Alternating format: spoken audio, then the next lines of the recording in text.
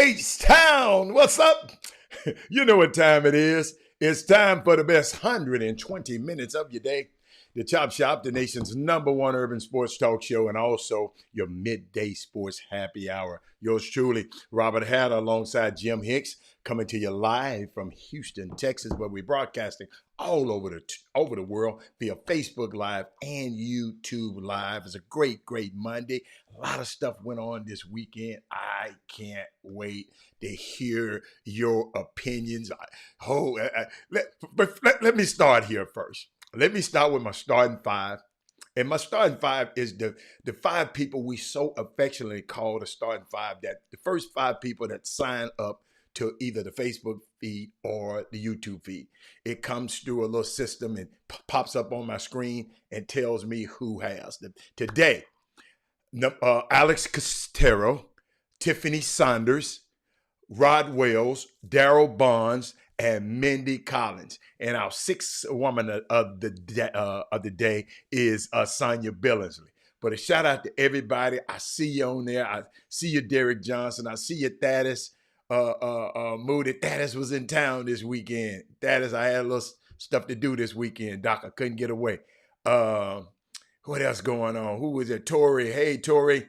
Kim Jack. Hey, Kimmy. What's up, Dr. Newsom?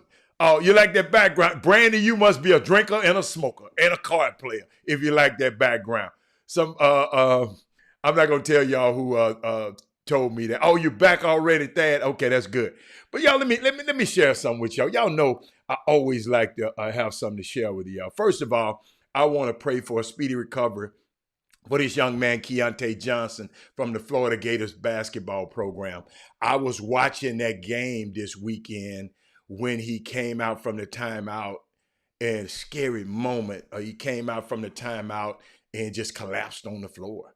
And I know a lot of y'all got kids, and a lot of y'all got sons and daughters that play this game. And my son played, and I promise you, all I thought about, if that was my baby on the road, that happened to him. So prayers up to him, man. And oh my God, it was just unbelievable. I was watching the game, and that's why it was so heartbreaking to me. And then I want you to let's another special prayer for our own Rich Point football program. Two of their sub-varsity players were killed last night. They were brothers. One was a JV, and the younger brother was on freshman. Please consider donating and helping the family. Y'all go to it's all over Rich Point football program. This senseless violence, the kids, I think, sitting out in the driveway. Somebody passed by and shot them. I mean, it's unbelievable, man. We just gotta do better, ladies and gentlemen. Also, this is the first day of 3 weeks of early voting in Georgia. Tell your friends in Georgia. The United States Senate runoff elections, a very, very, very important election that I put this election out of reach from these people. You know who these people are between today and the end of the year. Let's put it out of reach. Make January the 5th, 2021, a day to get a handful of people. Just get them to the polls, man. Get them to the polls. Man, I got an accomplishment, and I think I'll wait till the middle of the show. But YouTube sent us something over the weekend, and I just want to share with y'all. They sent us something, to the Chop Shop email, that talking about what we've done the last year. If you know, we hadn't been on YouTube but for a year. Actually, I mean, we've been on it but live for about a year, and we've done some unique things on YouTube this year. And a shout out to everybody who subscribe and follow us on YouTube. We got it's some stuff that went on this year that's I mean, I don't know, because this is my first time ever being on YouTube, but it's a unique situation, man. I just really hold on 1 second. I wanted to just share with y'all, because hey, y'all are part of this thing. And I saw some last night on YouTube not on YouTube. I saw some on Twitter last night. A young man retweeted this. A young college basketball player retweeted this, and somebody said, uh, LiAngelo Ball gets cut, and people start clowning him immediately. Remember, God don't bless ugly. Don't clown others when they fail in life. Remain humble because all of us has failed, including you. You. Hopefully, we accomplish his goals, and he approved the haters wrong. You know, people couldn't wait on this to happen. I saw some of these comments on on Twitter, man. Twitter can be. Let me tell y'all something. Some of these people that be behind these avatars, he just can be so cruel. Everybody got a megaphone. Everybody got a megaphone that they can just say stuff. They just say stuff, and with no recourse. And we got to be a little bit careful about that. And of course, yes, we're gonna talk about they on. I don't know what happened last night, Kim, over the weekend, but it's a lot of stuff talking about rankings and rankings and rankings. So tell your friends, tell another friend. I want to hear your gripes, parents and mamas and daddies and cousins. I not your gripes. Not listen to me. If you're messy, let's keep the messy stuff away today. You know who your messy people are on this. Let's keep the messy out of this today. But I just want to share with y'all. I want to share with y'all something that was tweeted this morning. It's about rankings and talk about rankings and I'm gonna talk from a point of view of a dad and a point of view of an observer of this stuff for years and what I feel about it, but and how I feel about it. But right now, y'all, I see you, Jimmy. But right now, before we bring everybody, Jimmy, on, I just want to share with y'all. I got a book. I know it's Christmas time, so I think it's a good time to think about gifts you're gonna buy. I ran up on this book called Black Fortunes by Shamari Willis.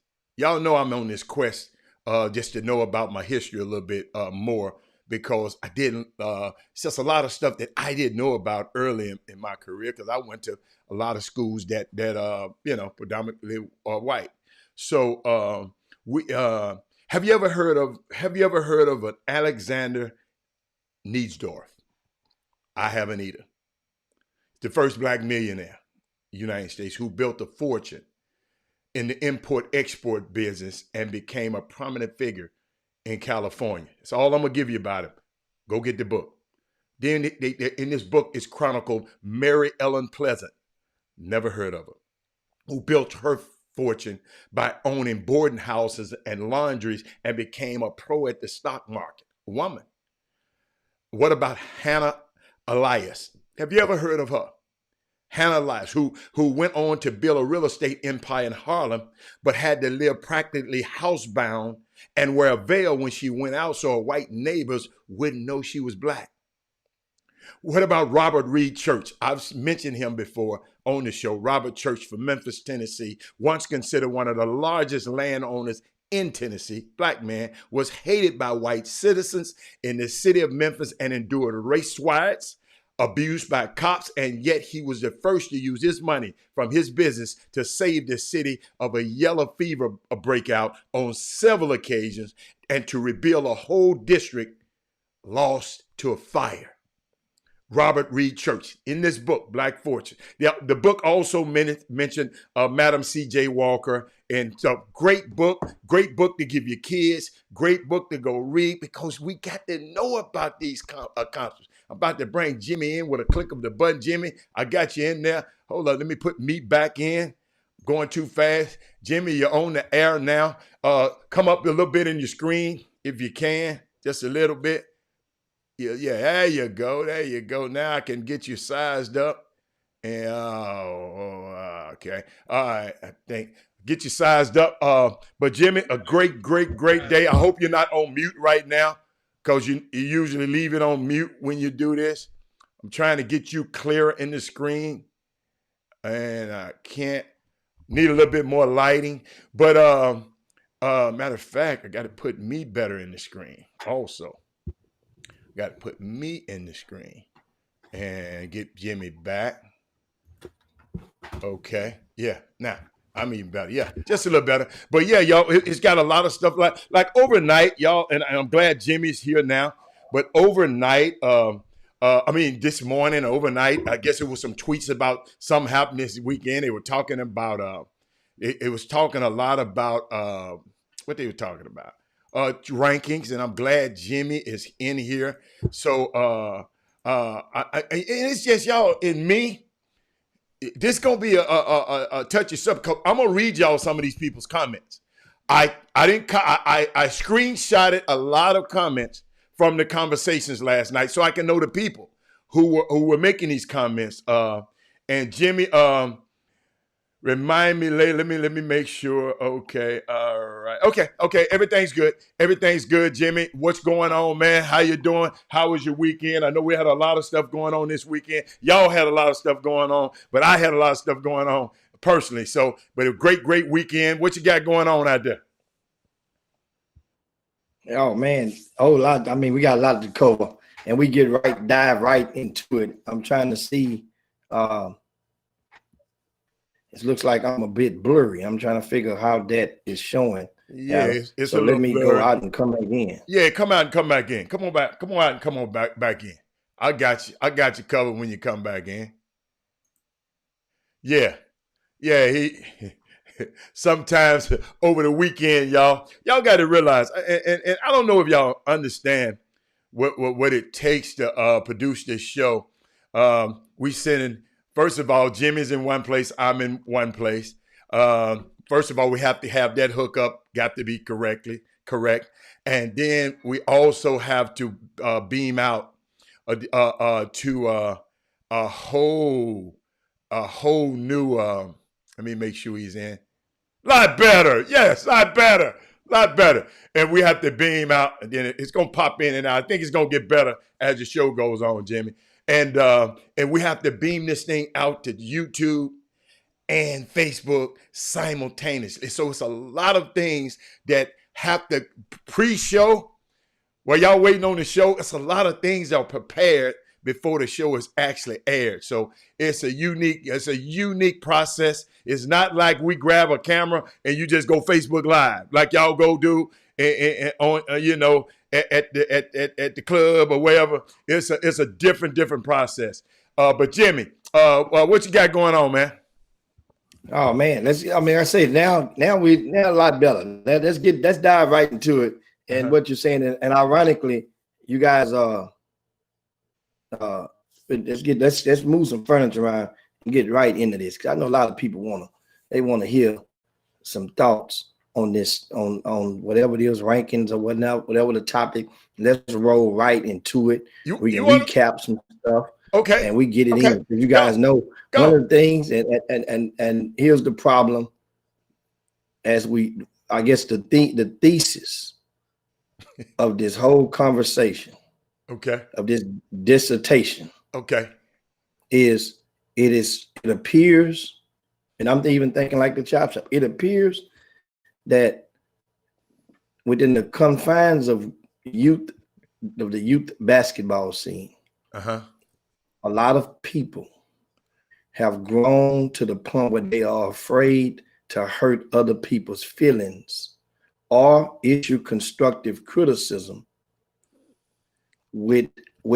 unless it's a person that they already don't give a damn about out in the first place. So then it becomes really easy then. Say that one more time, Jimmy. Say that one more time, because I'm trying to follow this, because I'm gonna try to be the middleman. So keep going. A lot of people are hesitant and are self-restricted of giving constructive criticism or expressing their thoughts unless it's a person that they really don't give two damns about in the first place. Then it becomes relatively easy. You see? So, in other words, so they be reluctant first. They won't say nothing. Yeah. But as soon as somebody they don't like, so Okay, and then it okay, comes, come and on. then what happens is it comes out with compounded interest, because then once it comes out with a vengeance that comes from a place inside, whereas I really didn't like your ass anyway. Talking about the player or the ranking people? No, Anybody? just stuff from the side, from a parent, to my grown folk now. I ain't talking about grown Oh, folk. okay, because you got to help me, Jimmy. So the I'm parent, talking about grown folk. okay, parents looking at this, at the rankings, right? You saying parents? So now let's go. Now that was a thesis. Now let's stop that. Now let's go to your rankings part. Okay. Rankings. Now tell me what's the topic and what about the rankings? No. Okay. Let me go to my mailbag. Okay, y'all. I put it in my mailbag, and I saw something. Hold up, where it go? I don't know which was first, but they said the basketball community, we have to do better. Our culture is taking a hit. Too much given and not enough earned. Too much hype without. No, I'm sorry. That ain't the rankings, Jimmy. That's another. Okay, I'm sorry. Let me give me the rankings. Right. Okay.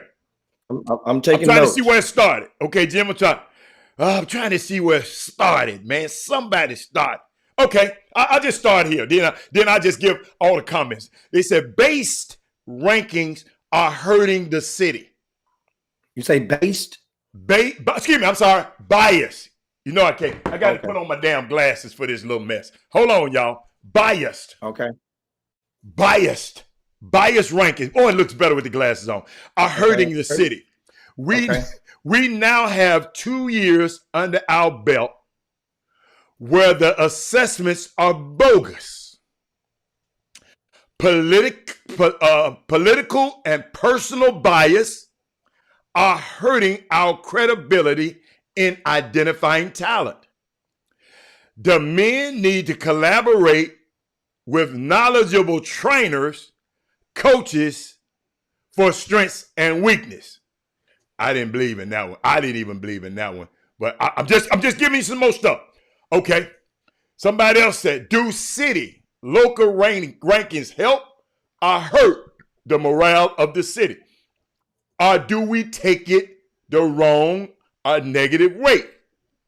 Thoughts? I'm just going. Yes, rankings are a critical part in creating a cycle. Different rankings from different sources, which is okay, but when those different sources, this is the one I love, but when those different sources are at odds here comes the toxicity, which in turn attacks the moral compass of the city, or the morale of the city. I just use moral compass. Now, the H is divided based on support of certain services. When I saw that one, that's when I had to take it. Do you want to stop there? You want to stop there? Can I keep going? I mean, okay, we got to address them all one at a time. You want to address them all? Okay, we're going. Go and address that one right there. Hold on. Let's address that one right there. Let me repeat it again. Yes, rankings are critical. You want to go to the first one and come down? Okay. The first one first. What did I first say? Go back to the first one. Go back to the first. You say is bias rankings hurting the city? Yes, bias rankings. Yeah. 2 years assessments of bogus or basically bogus have proven to this person that they're bogus. Yeah. And political and personal bias. Political and personal biasness. And this the key thing, Jimmy. This is what I didn't understand. The men need to collaborate with knowledgeable trainers and coaches for strengths and weakness. That ain't what a ranking. I don't know. Y'all help me now. Y'all got to help me with that one. I didn't understand that one, but guess what? It was on the feed. So I said, I want to be fair. Come on, Jimmy. You want to talk about that one? Yeah. The question is, well, it's not actually, there wasn't a question. That was a statement that person has made. And yeah, statement. Just a statement. Just hold up. Everybody got a megaphone. This happened. Yeah. Okay. Understand. First and foremost, a list of rankings is somebody's opinion. Now, the thing is, many of you guys out there, and we're talking about, is that a Houston rankings statement, or is that a statement that came from abroad or from in general? Or is it somebody? Coach, I can't. You got to understand, Jimmy. I'm not good at watching the taglines on Twitter. I'm just wondering if it was. It's somebody around here. It's somebody familiar around here. Here. Let's deal with Greater Houston. Yes. Here we go, guys. Let's dig right in. This is gonna be a fun ride. First and foremost, there's no in scouting services and in rankings, there's no preset criteria. However, people always tend to want to refine the criteria, whereas it benefits whatever you are professed in. For example, if you played the game of basketball at various levels, then you will draw the line. I played this game, so I know how it feels. I know certain things you won't never understand. Yeah. Yeah. Right? Yeah. And then the other person will, if they necessarily haven't played it. And hold up, Jamie, and you believe in that too. Because you remember, you told me I haven't never been a defendant in a courtroom. So I wouldn't know how to be a defendant in a courtroom. So that applies to this too. So there's some, and there's a certain element of that that a person would not understand who's never been on the witness stand and went through a trial before. Yeah. However, that's not the end all to meet all. That doesn't mean that person would not be able to prevail if they were going to trial. It just means the experience of certain things. There are some people that every time they get caught, they're going to snitch. Some people, every time they're getting caught, they're going to crank it up. Some people, every time some people get caught, they're going to take a public defender. Some people going to go and they got the means for attorney. Certain things certain people must be able to understand. All you have to do is take out the time. If you're watching the person that's watching the games, and if you're doing that long enough and often enough, that would tell you not everything, it would tell you some things. Now, the political and personal bias that the person mentioned to you in the tweet, the political and personal bias, right? Mm-hmm. Well, that is never going away. I agree.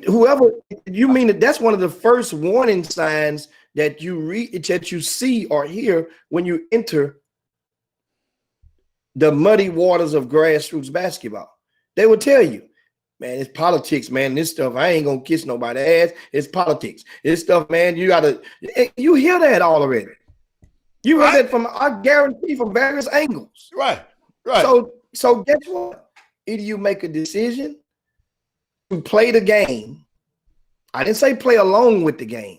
I said either you make a decision to play the game will play you in most cases, because the politics are going to be there. Politics is a part of our everyday lives. Yes. If you don't believe, come on, we just endured one of the most excruciating batches of politics in this 2020 election. So that part is a very and Jimmy, gigantic understatement. And I'm glad you said that. In other words, these ain't your rankings, so they ain't gonna go your way. Whoever, in what I saw, what I saw was concern, and I wanted to. You gotta understand, man. There's three sides to every story: your side, my side, and the truth. So my job is parents and people who were on that tread this morning. I'm coming in. I feel your pain. But these are not your rankings. You can't tell those guys who rank what to do. These ain't your rankings. That's like you telling somebody else, come in my house and gonna tell me what to do in my house. It's not going to happen. Certain things going to happen at this address because guess what? This is something I built. Jimmy's rankings is something he built. Whoever else ranking is something they built. So I know you would want outside sources to be on, but then them outside sources need to get their own damn rankings. So then they can come. See, that's what I'm looking at, because I saw somebody said, damn, I like the idea. Individuals who rank kids should collaborate with trainers. Well, that would probably be coming from a trainer. You see? Okay. I mean, that would be something. And like I say, what we do is a lot of you don't. This stuff is really. I'm just trying to go and because I know I got so much to put on your plate. Come today. on, man. We got time. We got time. It's so many people who don't understand yet won't take the initiative to come to understand. And that's the part that's really compelling. And here's what I mean. If there's no script, let's say experience, there was rankings going on in Greater Houston in the specific city since 2001. Right? 2001. Now all of a sudden you're gonna say almost 2 decades later that the rankings are bad for the city. So how are the rankings so bad for the city? No, Jimmy, the morale. So understand the rankings were out in 2001. But Jimmy, I know, but what is a faction? Okay, right now, forget it. I ain't got to play. It's a faction between you and Sloan. Okay? No matter how y'all try to say it ain't, it's some people I done heard, some people that side with him, and I know it's some people that side with you. No, hold up. So okay. I'm just looking at these tweets, and I'm thinking, that's where the friction is coming from. That's all I'm trying to say. That's where I feel the friction is coming from. I ain't finna beat around this. And because I'm listening to the spirit, because me as a parent, Jimmy, I sit back and said, I have never ever in my life called you and said, man, where my son ranked. I talked to him last night before. He said, Dad, I ain't have time to think about that. He said, guys thought about it. Guys was mad at Jimmy, but how can I get mad at a man about his opinion? Yo, how can you get mad at a person? I mean, you can, but just don't like me. I didn't have their opinions weren't fact. I really just I ain't never in my life sit and brag about where my son was ranked. I never posted it. I even told y'all of a situation, Jimmy. I'm sitting in Pearland's gym. My son going against Pearland. And some guys were looking at your magazine. 4 older guys sitting there talking about negatively about my son. Man, he ranked this. Man, he don't look like much. He wear glasses. He did this. He wear goggles. Jimmy, sitting there right there. Because rankings, listen, y'all, ladies and gentlemen, rankings. The fact that the kid was ranked somewhere, I don't even remember. But after the game, I went over to those 4 guys and said, man, I heard y'all talking about that little kid. 35 points later, what you think about him now? Man, he can play. I said, let me tell y'all something. I sit there and heard everything y'all said about him before the game, during the game. I said, I'm his dad.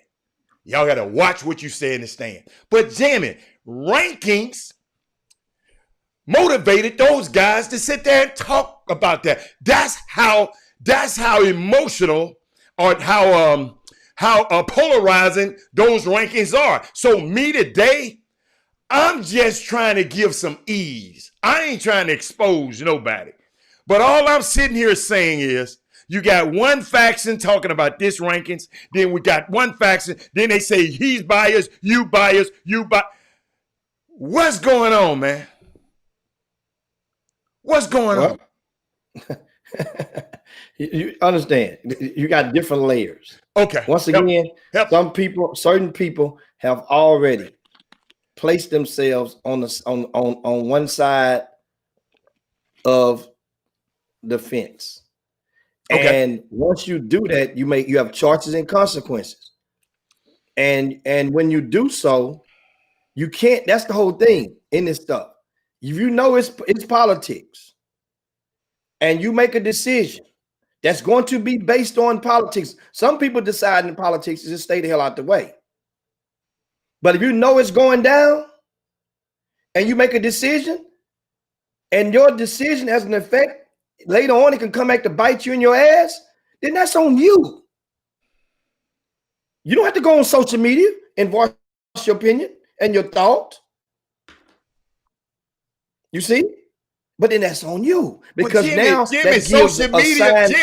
social media is the place that people go voice their thought. I wouldn't even know about this if it wasn't for social media. You don't have to. You don't have to. But they gonna do it. You guys have noticed, if you notice on my Twitter account at RCS Sports, was down there right next to my name. I'm not nowhere near as active on Twitter and social media as I was a year ago, 6 months ago, 2 years ago. Nowhere near. I come on there once or twice a day. I don't have notifications that beep every time somebody say, and understand. So a lot of things that you guys may see and the stuff you just read, I'd never seen it. If it doesn't include my @ or tag, I'm probably not going to see it. Unless it's right then when I go on my Twitter. And Jimmy, I don't do that. Jimmy, thank you. I'm glad you said that. Thank you, sir. Because the only reason I'm replying to these things, because I was tagged in them. They wanted me to know. They tagged my name, Jimmy. I put it on the screen. So here's the thing. Like I say, understand something. In the politics, first of all, guys, understand what people do in order to we have to go back to the core of this. What all do you do as far as in the scope of this concept, rankings? What you mean? With RCS Sports, once again, and I understand just because I've said it before, it doesn't mean that you heard it before. Okay. Or doesn't mean you were listening before. Okay. Basically, in a nutshell, RCS Sports started off, we provide intel of the players to the college coaches. Okay. It doesn't take me playing professional basketball to provide a college coach with his cell phone number of his mama and his daddy. That's right. That's right. This is what I do primarily. I get paid for my intel, guys. You don't get paid for rankings. I'm not the guy that's going and telling you how you should run through cones. I don't know and can't tell if he can go do this. I can't tell if he's going to be a pro. That ain't my business. So once you understand that, then you say, oh, shit, I thought you was in the same category. No, I ain't. Information is the most important person in the room. I said again, he who has the information is the most important person in the room. My job, I collect intel. Guess what? When I started doing this, the intel, people were possessive of the intel. The grassroots coaches. When I first started, the college coaches couldn't necessarily get in direct contact with the high school coaches. The college coach would have to call that number to the office. Back when I started, it had voicemail answering machines on the phones in the coach's office when I started doing this. So what happens is I've thought of a way and concocted a way to expedite the recruiting process for the college coach. Jimmy, How so? Tell me when.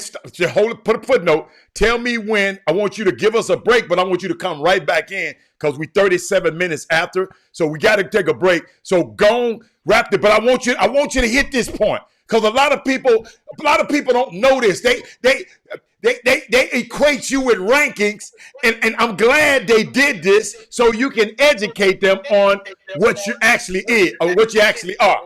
So keep going. I'm sorry. And so providing the intel, in doing so, remember back in those days, the grassroots coaches would put their phone numbers down for all of their kids. Mm-hmm. The parents, all the kids had no idea that it was done like that because those packets were called coaches packets, would only go to the coaches. You would only see rosters if you were at a fortunate event to print those rosters and those books just for the regular common folk, or a media packet that would be where the phone numbers would be extracted from that.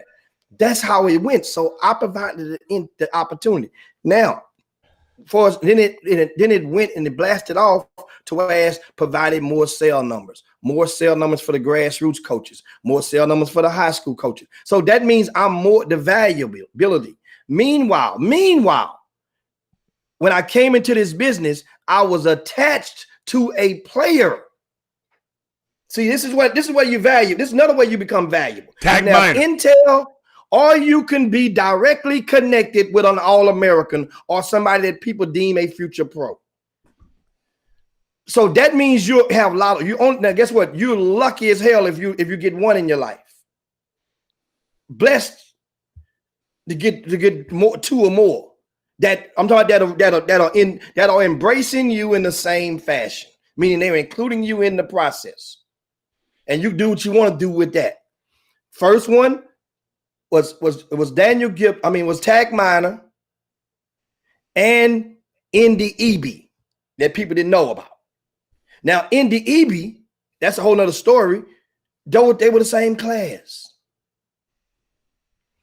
And then, understand, then the following year, Daniel Gibson and Jawan McClellan, 2 McDonald's All-Americans.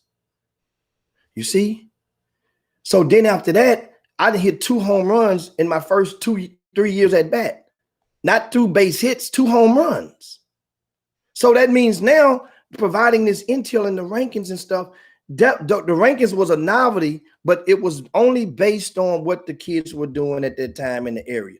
And there was nobody that gave me a blueprint on how and what to look for in the rankings. It was just what kids I saw that was doing better from one period to the next. I incorporated a module of a school teacher when they give you a report card from one 6 weeks to the next 6 weeks. My mom was a school teacher for 37 years. So that's why I just thought about it. Nobody say, oh, no, you got to put some trajectory into that. I did not know. So I kept doing it like that. And I realized after years passed, years would come on, that was different. Well, hell, I like being different a little bit. That gave me my own little twang to it. So then people knew that and they understood it. So that means now, because here's the thing, if you go on trajectory and solely, that means Hashim Thabit is going to be the #1 player in the country. In the city, and ain't nobody, no matter how many points the next guy score, you're not going to pass up Hashim Thabit. Think about that. Think about that for a second. That means the tallest guy that has the most recruitment will automatically probably be the #1, #2 player in the area. And so I didn't just subscribe to that. But what we do is we go and we explain to you guys about 2 ways to gain favor in this business. The rankings. And once again, I mentioned you guys, I was attached to players. So attached to players, that means, and it was good. And the relationship was still good. You know why I know it's still good? The other Saturday, and hell, just 2 weeks ago during Thanksgiving holidays, I'm at Tag Miner's house eating gumbo. Tag Miner calls me every 2 days. So that means if Tag Miner relationship with me was so bad, well, that was never the case. Nobody never thought of that. But I'm just saying, let's say if my relationship was that man would, like many people I see play that was All-Americans that played for certain programs, they don't talk to those guys and those coaches until they see them in public. Run into, oh, hey, coach, what's going on? I mean, Jimmy, that's relationships. I mean, anyway, relationship. That's exactly the essential element of this. Yeah, exactly. But we're gonna come back because I got some more. We're gonna take a quick break. And me and Tag Miner went to the game on Saturday night to walk in together. Say no more. All right, Chop Shop. We'll be back in a minute.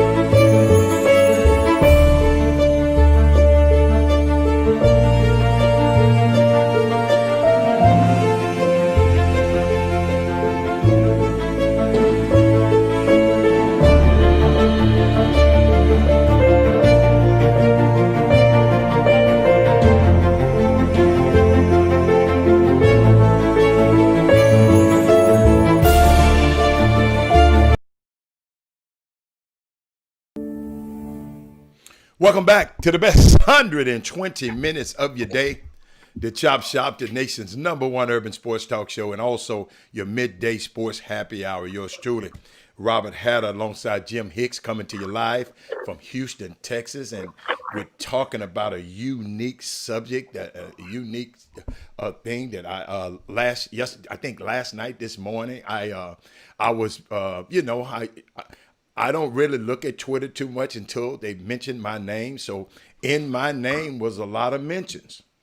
And they were talking about rankings, and they're talking about who need to do this and who need to do this, and the rankings and how the city is divided, and the rankings are biased. Of course they're biased because they're done by human beings. Every human being gonna have a certain opinion about somebody, and that's life. But I got a couple of things that I want to share with y'all, because another guy came on and said, what is the motivator? Is it to stir up SHIT? Is it to continue to sell a service? That's why I'm so glad you, Jimmy, identified what you actually do. It ain't got nothing to do with rankings. Is it to garner attention? Is it to help a family or help a kid?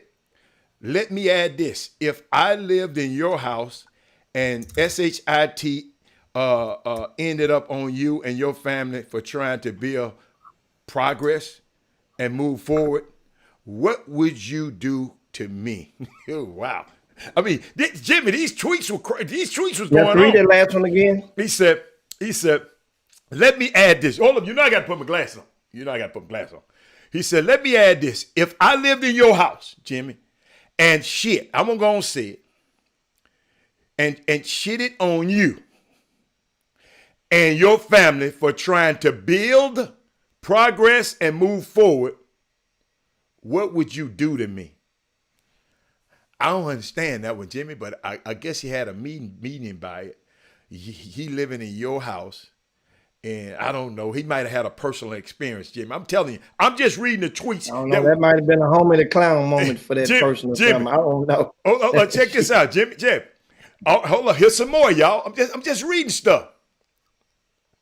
Uh, and Freight, shut the hell up. You done said that corny ass joke already once and didn't nobody go for it, so you had to do it again. You sound like that dude, Jamie Foxx, got booed off the stage. Are the interested parties concerned with money, basketball?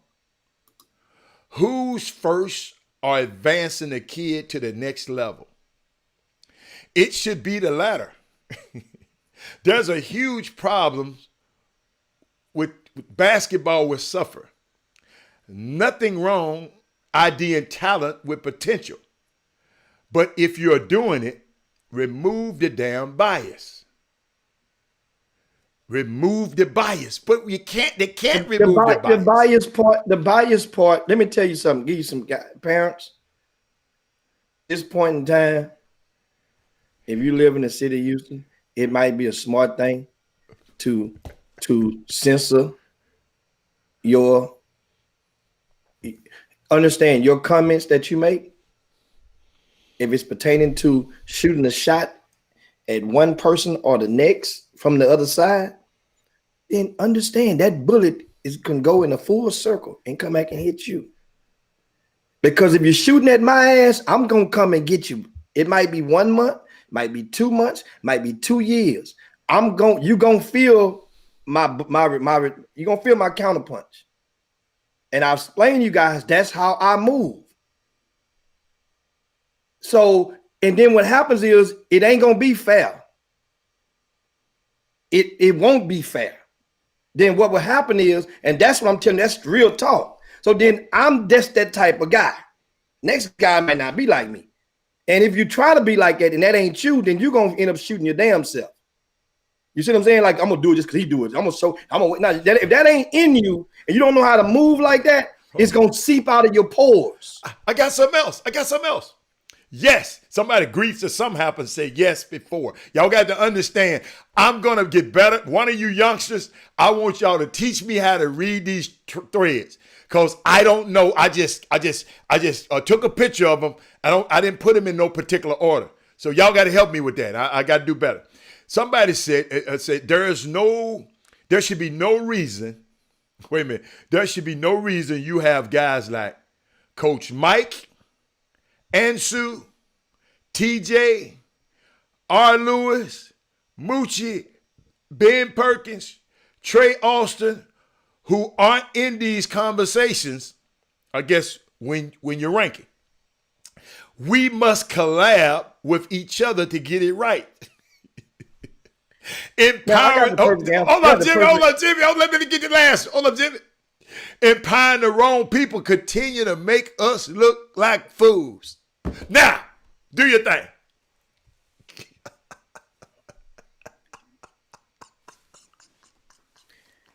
And understand. Oh, my goodness. I understand that a lot of people don't understand. Gotcha. But the problem of disgust that come in to get disgusted is when a person who don't understand will claim understanding over the whole the whole scope of things. That's a problem. First of all, that person who wrote that, I guarantee you that they don't know nor understand that just until about 4 or 5 years ago when Doug Jones came aboard RCS Sports, I had a mechanism in place that was a model that mirrored the AP poll. And in Houston, it was a process and it was foolproof. Jimmy, add that, Jimmy. A lot of people don't know what you're saying. You talking about AP polls that's going over people. You allow the summer coaches to have a ballot. I remember. Yes. Say it like stand plain. Yeah. You don't talk about AP. Every grassroots team was eligible. Yes. To vote. I don't care if you were sneaker sponsored or not. I advertised it for months and months, and there was several. It was over estimated about 15 or so programs represented. Now, some of those programs had more than one vote. If you were a sneaker program, I think you were eligible for to get 2 votes. Everybody else 1 vote. It's kind of like that's the powers that be. That's how it goes. So that means what happens is they all got a ballot on an Excel spreadsheet, and you put the number of which you want to rank your player on that spreadsheet. Email it back. Great support that system was. It was foolproof because if, let's say, first of all, I tell you how it went, and you spin that in. It was foolproof. Why you stop? It was foolproof because it was one summer coach who was really into it with another summer coach, and his other summer program, they only had 2 guys voting. His program had 1 guy voting and 1 person voting, because the other one, you have an option. And I wasn't going to let you vote for the other guy. It had to come from his email box. Certain things that you didn't understand. So, and I could tell if you copying and trying to vote for somebody else, because you're going to take your vote and copy and paste it on another document. Ain't no damn way in the hell you and your assistant coach is going to think exactly the same about 40, 50 kids in a row. It ain't going to happen. It's not happening. So that means one of the batters will get disqualified. So what happens is, when that coach did not get the favor, even on the democratic process, that coach began the claims of it was by, it ain't gonna work. It was biased. It's still because them guys voting too many so many people, and then that one coach tried to do what he tried to do. He tried to put a kid who really was probably the top 4 or 5 in the city and put number 20 by his name, so it can try to weight the numbers down. When you average them out, Haller, you follow me? If me and you number 1 and number 2, and everybody got me and you number 1, number 2, but I'm gonna put me as number 1, but put you at number 35. So what is it gonna do to your average when you add them all up? The lowest number gonna be first, the second lowest gonna be second, but it's gonna make you weight down. It's gonna weight your number down. So if I catch that on my end, then I don't count your ballot. So now you mad I don't count your ballot, but I know what you're trying to do. How he know you didn't count his ballot? Happened. How you know? You told him you didn't count it? Didn't count the ballot, because I know you're trying to trick the system. And that was the thing. Ain't no way in the hell that kid he may not be number 1, number 2, but he ain't number 20. And so if anybody was 10 slots away from any player that was in the top 5, then that ballot got a red flag. We were 20 spots away from a kid in the teens. That's a red flag. Okay. You see them coming how I did it? I had my own. I didn't tell them. Yeah. I had my own. But you tricks in place. You knew some slick stuff was going to happen. Yeah, and I was already prepared for it. I remember one year, I could tell next he's not in the game anymore. They had one guy that was voting, Dr. Schutte from the Houston Lynx. So Dr. Schutte from the Houston Lynx was voting. Cameron Ridley was in the 11th grade at the time, who was ended up being a McDonald's All-American. He put Cameron Ridley's number 40 on his ballot. I swear to God, number 40. Threw it out. That means I know what you're trying to do. So that means too many people didn't want to buy into it. It was so hard. And you had one kid that nobody else had in their top 20. He put him at number 1. So that means you're trying to play with the system. Oh, so okay, now I see why you had to cut it out. Okay, because I was wondering why you cut it out. With it. But then when I got Doug, because Doug wanted to do rankings, that was one of his things when he came aboard. Okay, I can handle it. I could say, well, guess what? It's yours. So I don't need to do the other process anymore. And that's why I stopped doing for a time. I remember you was telling me you don't rank the underclassmen. You, for a while, you just did only the 12th graders. Yeah, because Doug wanted to do it. So when Doug Jones wanted to do it, no. Jones, when he came aboard, Doug ranked all of the underclassmen. Right. And then I kept the 12th graders at that time. I had seen enough of those guys by the time they get to the 12th grade. I got it. That way now I got it now. And Jimmy, I love these cute sayings. People talk about the rankings or no rankings. You will end up where you will end up. All this stuff it's just insecurity. Or your son can play where he can end up. But Jimmy, this shit does matter. Like I said, when I start looking at these coaches talking about how many ranked kids they have recruited. Jimmy, it does matter. Yeah, it does. I get and sick of them good with them question. cute ass, but yes, it does matter. But you Well, got the and I think okay. more and more grown people know and understand that they do matter, but it doesn't matter. Like I think in his statement, he's meant it don't matter on the long game, on the end game. Yes, true. But what it does now, you cannot deny they do have importance. Rankings do have a value to college coaches and to the kids, because it would drive those kids into depression if it's not relayed and properly interpreted to them. You can interpret it to them. You can freaking call me and ask me to describe why I got him ranked so low, or why Doug Jones, or call Doug himself. Now, Doug is not going to be as, some people just are not confrontational, guys. That's demeanors of certain people. So Doug Jones is not going to, if you're calling him with drama, then Doug is going to repel and just know I'm gone. I got to go. I ain't going to, now me, I'm going to let you vent, and then I'm gonna let your ass have it back. And then we're gonna be all right at the end of the conversation. That's how 95% of my conversations go with parents. I had a call from a Seed King parent yesterday. They vent, then I went loose, and guess what? They invited me over to the house for the cookout. The holiday cookout after so. It was like, now I understand, because most people don't understand, which I know, but they won't understand. And what they'll do is they'll let the next guy use something to boost their ego and try to discredit. Hold on. Are you saying, from what I'm hearing you now, so widespread, gosh, I hear an echo. Widespread, are you telling me this is just pockets of people? Because, I'm listening, Yates just said something that's kind of clear. He said 1 through 10 will get recruited regardless. It's 10 through 30 that get the attention of college coaches that don't know these unknowns, but they do have value.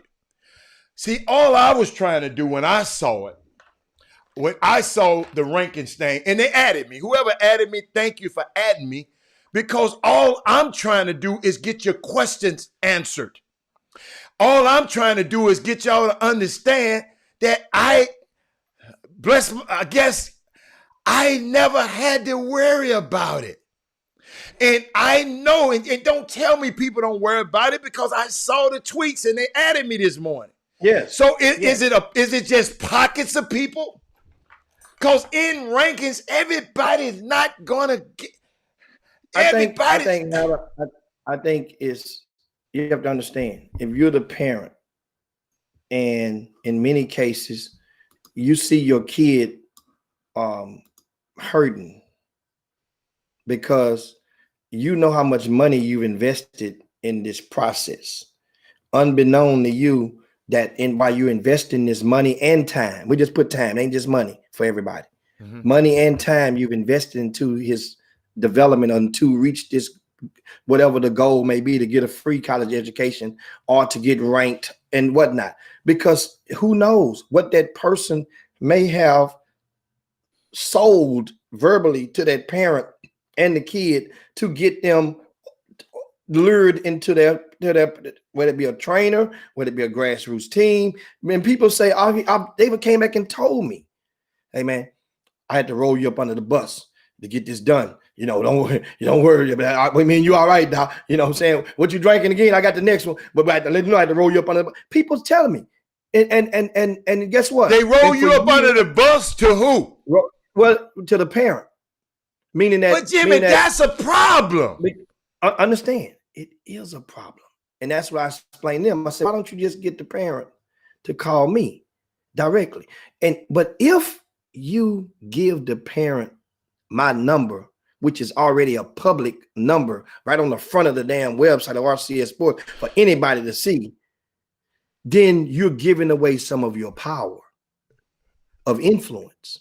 Because what I would end up doing, I'm not trying to influence your parents. I will end up educating them as to what's real and how to identify certain signs and certain things. And when you get that close to outing somebody, then they get defensive. Because now that means I will be messing with your pockets. You see?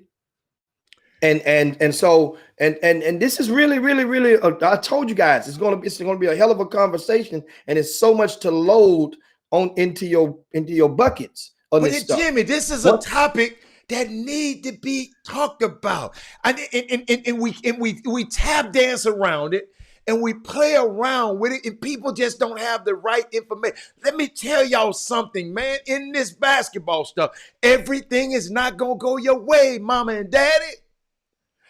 I mean, no matter what's the throw about the pig? Jimmy, you can put makeup on a pig. He's still a pig.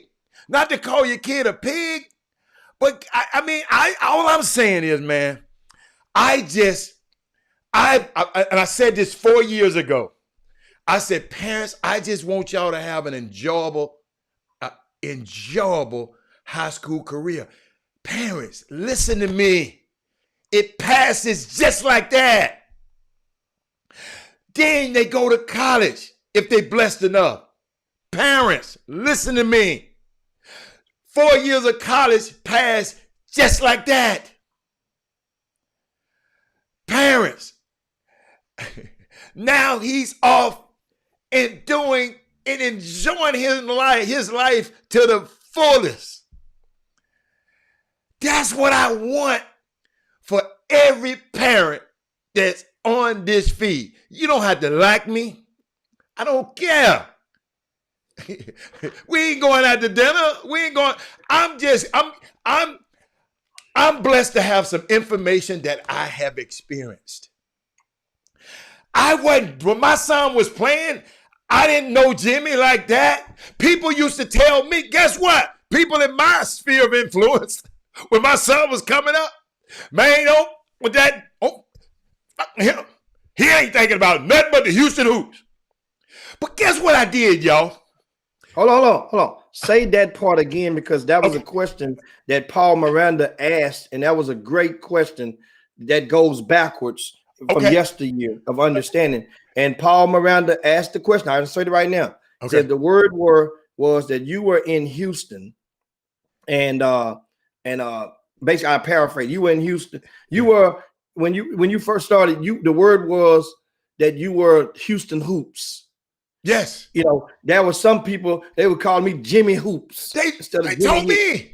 And so that was a lot. That was the jacket that was placed on my back. Now, mind you guys, the Houston Hoops was the team after I started in 2001. I was with Hayes Select. Hayes Select was known for the most recruitable player that they had was Lawrence Roberts, who ended up going to playing at Lamar High School, then went to Baylor before all the stuff went down, then transferred to Mississippi State, was an All-American, went to the Memphis Grizzlies, played had a few cups of coffee in the NBA, and played overseas and made a boatload of bread before retiring recently. Now, Lawrence Roberts, and also that program had Tack Minor, which had him in the 9th grade. I never made it to the 17U. I coached summer basketball for 2 years, and I had saw enough and learned enough. By the middle of the 16U season, I was the chair of the Gulf Association AAU for the Gulf Coast region. I was the chair of all of the AAU. That's how much ground that I covered with some kids from the hood, from Cashmere Gardens and Studewood in basically 1 year and a half. Now back to what we were saying now. People ask me how I got to Hoops. Well, I was integral in putting together a union between two guards in Houston at the time. That it was like fire and ice, and they were two different grades, but it was North and South Side. South side of town, who is it, man? The North side loved Tack Minor. And the South side and the North side, Daniel Gibson. Daniel was the darling because Daniel grew up in the Fundy Recreation Center under the guidance of James Clayton. That's right. At the time, that's with right. the Houstonians program. Right. Daniel Gibson, he played briefly with John Urie. Believe it or not, him and Jawan McClellan was on that Houston Superstars 8th grade team, 14U. But anyway, I met his dad, got with his dad, and convinced the dad that Tack and Daniel could be a national force in the backcourt together. Based on what I saw when I went to AAU Nationals as a 15U, and I convinced the dad to do so. They played with the Houston Hoops. It wasn't even about Hal Pashner. It was the fact that if John Urie at the time was so arrogant, if John at the time, a lot of people know, and we can talk about it now. John at the time wasn't even trying to give a person like me the time of day to even talk and convince him, because he already had a Daniel Gibson playing for him. So he was like, and he wanted to get Tack, but Daniel put like this. John Urie tried to recruit Tack one time. Guess what John Urie did when he called? He called Tack Miner's cell phone. Guess what happened? Guess what happened? My phone rang. You know why? Because that's what grassroots coaches did back then. You put your cell number down for the kid. John Urie called me to a Tack Miner. Tack Miner's at my house, sitting in my house. I answered the phone, and he's like, can I get Tack Miner? But anyway, back to this stuff. They played with the Houston Hoops. So by playing with the Houston Hoops, guys, the perception, and when I got with the Houston Hoops introduced, that team had a lot of success. Even the summer before Tack joining the Houston Hoops, the summer before, in the 10th grade, Tack got invited to the Nike All-American camp. The Nike All-American camp as a sophomore, guys, as a 16U kid. They put him on a team with Amari Stoudemire, JJ Redick. He won the 3-on-3, him and PJ Tucker, JJ Redick, and then I've got another kid with it. So anyway, as you have, remember I said earlier, if you have an All-American and you have prime fingerprints and influence, that is, over that kid, you are powerful in the ranks of the grassroots sneaker circuit. You have power. That's one way in. So I had power of attorney with Tack Miner in high school. So notarized from his family. So this why you got cool with the Houston Hoops. I got yes. So Houston Hoops, but the thing was, indirectly, the Houston Hoops, of course, Hal Pashner is gonna pat everybody on the back, you under the program, but it wasn't the funness with Hal Pashner. My relationship with Nike, because Nike at the time, Tack Miner and Indy Eby became cool. So that means now Nike and Indy Eby was a different mindset guy. This was a young kid that at 17 years old, he would purposely wear Tracy McGrady Adidas. He would purposely get jogging suits from John Urie and wear them to the airport when the Houston Hoops get ready to fly out of town. By the time we land the next day, when they wake up, they have a FedEx shipment for waiting at the hotel, because Indy would do it on purpose to get more gear. But anyway, back to this stuff. For you understand the hoops, the power came from Vince Baldwin, who was on the scout team with Nike, and George Raveling. People that know now can read it backwards and know that George Raveling, who's like my uncle, that's a lifetime mentor. George Raveling and I was good with the relationship, and it never failed, and that relationship was nurtured. When George Raveling was inducted into the Hall of Fame, he personally called and invited me to be there. Understand, I didn't go there on my own. I was part of the crew. I was part of the table, part of the section, family. So that's like uncle, and that's the highest of the chain. So people of course you had to have a relationship, but Jimmy. So all of the Nike stuff, but that is not. Go. People think all the Nike product and all the gear, the boxes and boxes, and they would come out of the house, they would see garage stuff full. They would think Hal Pashner looking out for you. Hal Pashner, no. Hal Pashner had his son Austin Pashner. And he would go and get the pick of the little this stuff. That stuff, I was getting my own stuff to disperse and take care of kids, because like Tack Daniel, and then Daniel would start getting his own product to his house. They didn't really want to do that back then. Because they would take away from what? The control of the grassroots director for that region. That's why a lot of you people, they send the stuff to him. He disperse it. That way you're not getting the extra. Jimmy, that's how it's supposed to be. That's how it's supposed to be, because you're not getting the extra added benefit as well. Yeah. NCAA. But then understand. So this is the rest of the people, the Houston Hoops were kicking ass. That team was number 1 in the country that summer. They ended up losing in the semifinals of AAU Nationals and got upset. It was an upset. They got to the Final Four at Peace Jam, and lost to the All Ohio Red when a game that the Hoops was winning. But anyway, that's how and understand, I saw what John Urey was doing and how he was on top of the Adidas side. He was on top as far as the black with the most power. And John Urey was a Don King mixed with the greatest shit talker that you know from wherever your hood is from. That was John Urey from California, who living in Houston now. So you got a West Coast California dude in Houston, just unmatched with just as far as his ability to get on people's nerves. I call it bravado. But you know what's so unique?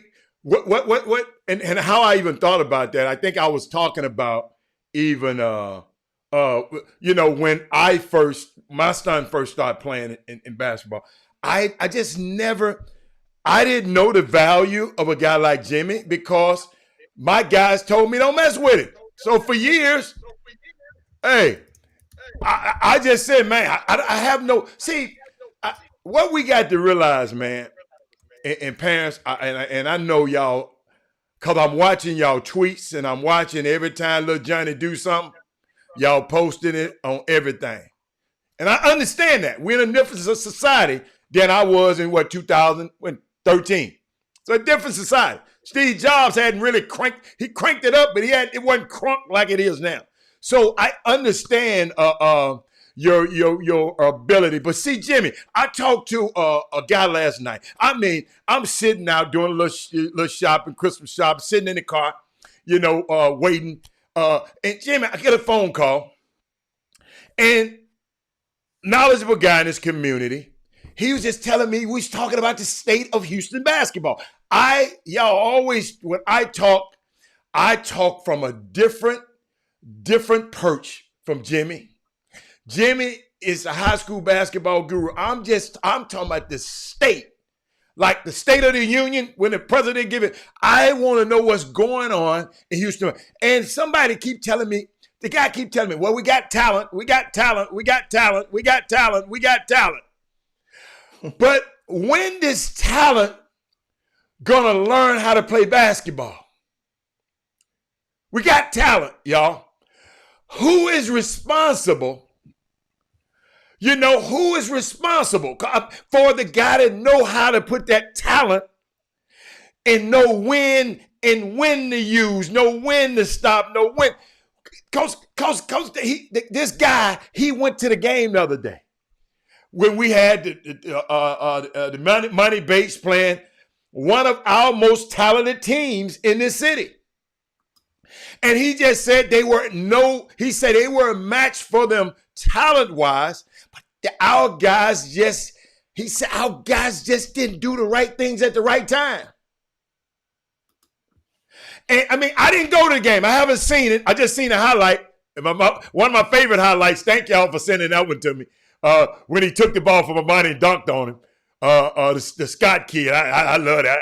But I love that one. But I'm just trying to say, he was telling me this, and he said, Robert, I mean, and I was just trying to say, and he said, Robert, it's no answer. It is no answer to how, and I'm sitting there saying, man, if it's a problem, it's always something that you can solve. If it can't be solved, then it's not a problem. So I'm just trying to look, Jimmy. People keep telling me, we got talent in Houston. We got talent in Houston. We got talent. When is this talent? When is the IQ gonna meet up with the talent. That's how I think. So, because I remember when you can't go, come on, come on. I mean, understand, Houston has produced. We've had talent. We've had several McDonald's All-Americans. No. We talking about now. No. Talking about now. But now, well, that's the whole thing. Right now, we're in a different whole state now. Yeah. The state now is because, understand, the separation part. Going into this high school senior season, if you were to ask, after the junior season last year, if you were to ask 5 different people who would be the #1 senior going into the season next year, in the fall, you probably would have got 4 or 5 different answers. That was not much separation. Somebody would have said JVR Francis. Somebody would have said Sir Isaac. If somebody would have said Ramon Walker. Somebody would have said, I mean, you had various guys, and there was no separation until, and so a lot of times from number 10 to #1 or number 7 to #1 wasn't much separation. So that means number 7 gonna always feel some kind of way. In most years, it's only like 3 or 4 guys, but in this particular year, it's about 7. Ramon Walker, I'm not Jimmy. Hold up. He acknowledged that we do have talent, but it's not that they're not talented enough. These guys are talented enough.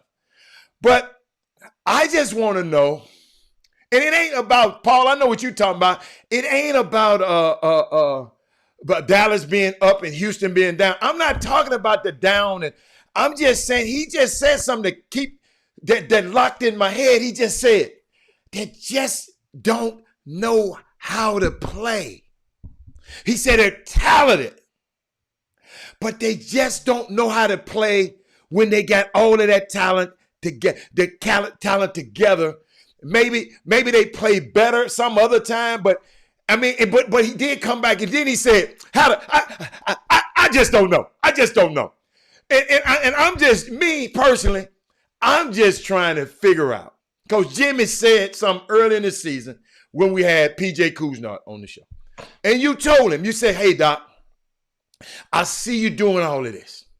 We love that y'all getting all these guys out here. He said, but man, when you go out there, it's not just to schedule these teams. You got to be able to beat them. And we got to be able to beat these teams. It's not to say I played Ipsy. It's not to say I played these guys. So, I mean, that's just me, the basketball player, to me and the guy that just had a son that grew up in this community, that I always wanted him to just know the when and the where and the why. You wasn't the biggest, you was fast, but you wasn't the strongest. But you're gonna know everybody's position on the basketball court. We gonna spend 30 to 40 minutes a day just pivoting. Man, I don't want to do that no more. Yeah, 30 minutes. Then you wonder why you didn't travel that much. I explained it to him. You didn't travel that much. You didn't turn the ball that much over. Because you knew just the little things, and you know when. You bring Damon Stoudemire here to teach him the principles of the pick and roll. You got Sam Cassell teaching him. So, y'all, we got to get back to teaching these kids the why in basketball. We can go around a cone a million times. A million times. But when that heat, this is what he said, Jimmy. Oh, I'm glad. Well, maybe some of these other guys, they not used to being on that stage. So guess what? I'm just telling you, they was telling me last night, man. And I'm sitting here saying, hey, man. Come on, help me. Hey, man, listen, man. This stuff, once again, you can always, and the stage, depending on for certain, that defense or that charge can be applied in many cases. damn near every team that loses a big game, you can apply the stage or the bright lights to it. Now, the thing is, you have to understand, once again, and you mentioned legacy. In case you guys missed, of course, Legacy, the School of Sports Science, went and lost their 4th game in their last 5 outings. This time to Yipsy Prep, and I think this was during the Holiday Hoop Fest. This game was what was the final score of that game? I got 64-50. In that particular game, Legacy jumped out to a 10-0 lead. Yipsy Prep did not score their first point until it was 2 minutes to go in the first quarter. However, Legacy couldn't score but 13 points the first 8 minutes they damn selves. That was the golden opportunity to put them away. They didn't do it. They only led by 6 at the end of the first quarter, 13-7. Jimmy, you can put people away in the first quarter? No, that team, when they were down, I was sitting right by the bench. They were down 10-0, Howard. They ain't played but like 4 games all season. Nobody had never jumped out the gates on them like that. You follow me? And then the referee had gate, and that can help. That can help the home team because the ref had made about 2 different calls that probably was questionable. This is in the early going, so that means now the coaches are frustrated, the players is frustrated. You follow me? Wait a minute, Legacy was up 10-0. Wait a minute, Legacy was up 10-0. Legacy was 10-0. I didn't know that. They pitching a shutout. Dude, I got to the point I wondered what Yipsy was going to even score in the first quarter. It got to that point. It was like, damn, these dudes might pitch a shutout. I said, damn, that can go viral. And I'm thinking in my mind, and all of a sudden, when Yipsy scored their first bucket, stole an inbounds, got another bucket. So that first bucket was a 3 and a 2. It was 10-5, just like that. Cut the lead in half. And so if you look at Legacy, that team is comprised. Understand this, guys. They have about 5 of the top 12 seniors in the area. Now, here's the thing. After a certain point in time, after losing like this, against power teams, let's give them credit. These teams they're losing to aren't garbage. But the thing was, the team that Legacy had put together was advertised and marketed as a national power in making to be. Not next year. These are all seniors. Once again, I said 5 of the top 12 seniors have them. So that means these guys ain't got time to jail and buy into no quote unquote process. This is now for them. Next year's gonna be a whole different year. Reset, hit the reset button. Jimmy, I got a question for the parents and the people and the handlers and all of that. Would you rather people, when these guys do good, would you rather when they good, don't say nothing about it? And then when they do bad, we still don't say nothing about it? And because I even asked that person, my source last night, I said, are we where you can't have it both ways? Because if they had tore one of these teams head off, I'd have been shouting it on the mountaintop. Exactly. I would have. And they would have been happy. They would have felt vindicated. Yeah, there we go. There you go. And they would have saw that. And I'm not going to hit them upside the head because that's just not me. But I want to find out.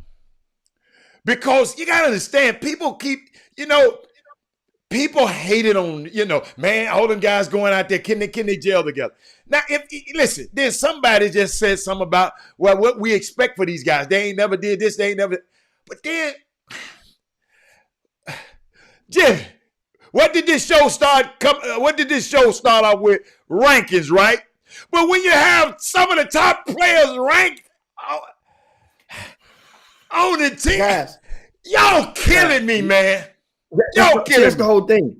That's the thing. And I think that's part of right now, part of the problem is the consistent ability to provide excuses. Not reasons, but excuses. Yeah. And that's the thing. That's a problem right now. Because I put this out in a tweet on yesterday. These kids are a lot stronger than you're giving them credit for. They can handle that.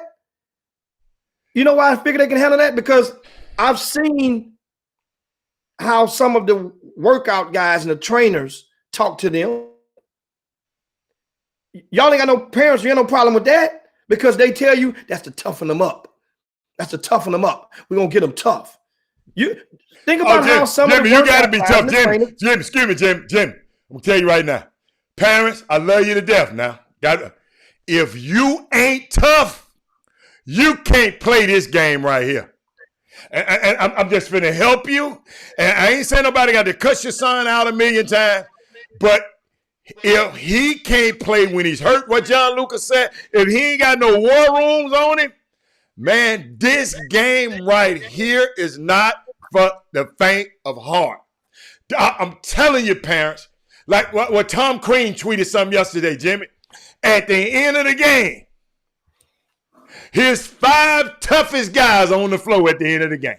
No matter, here's 5 toughest guys. And guess what they mean? They're talking about the mental toughness.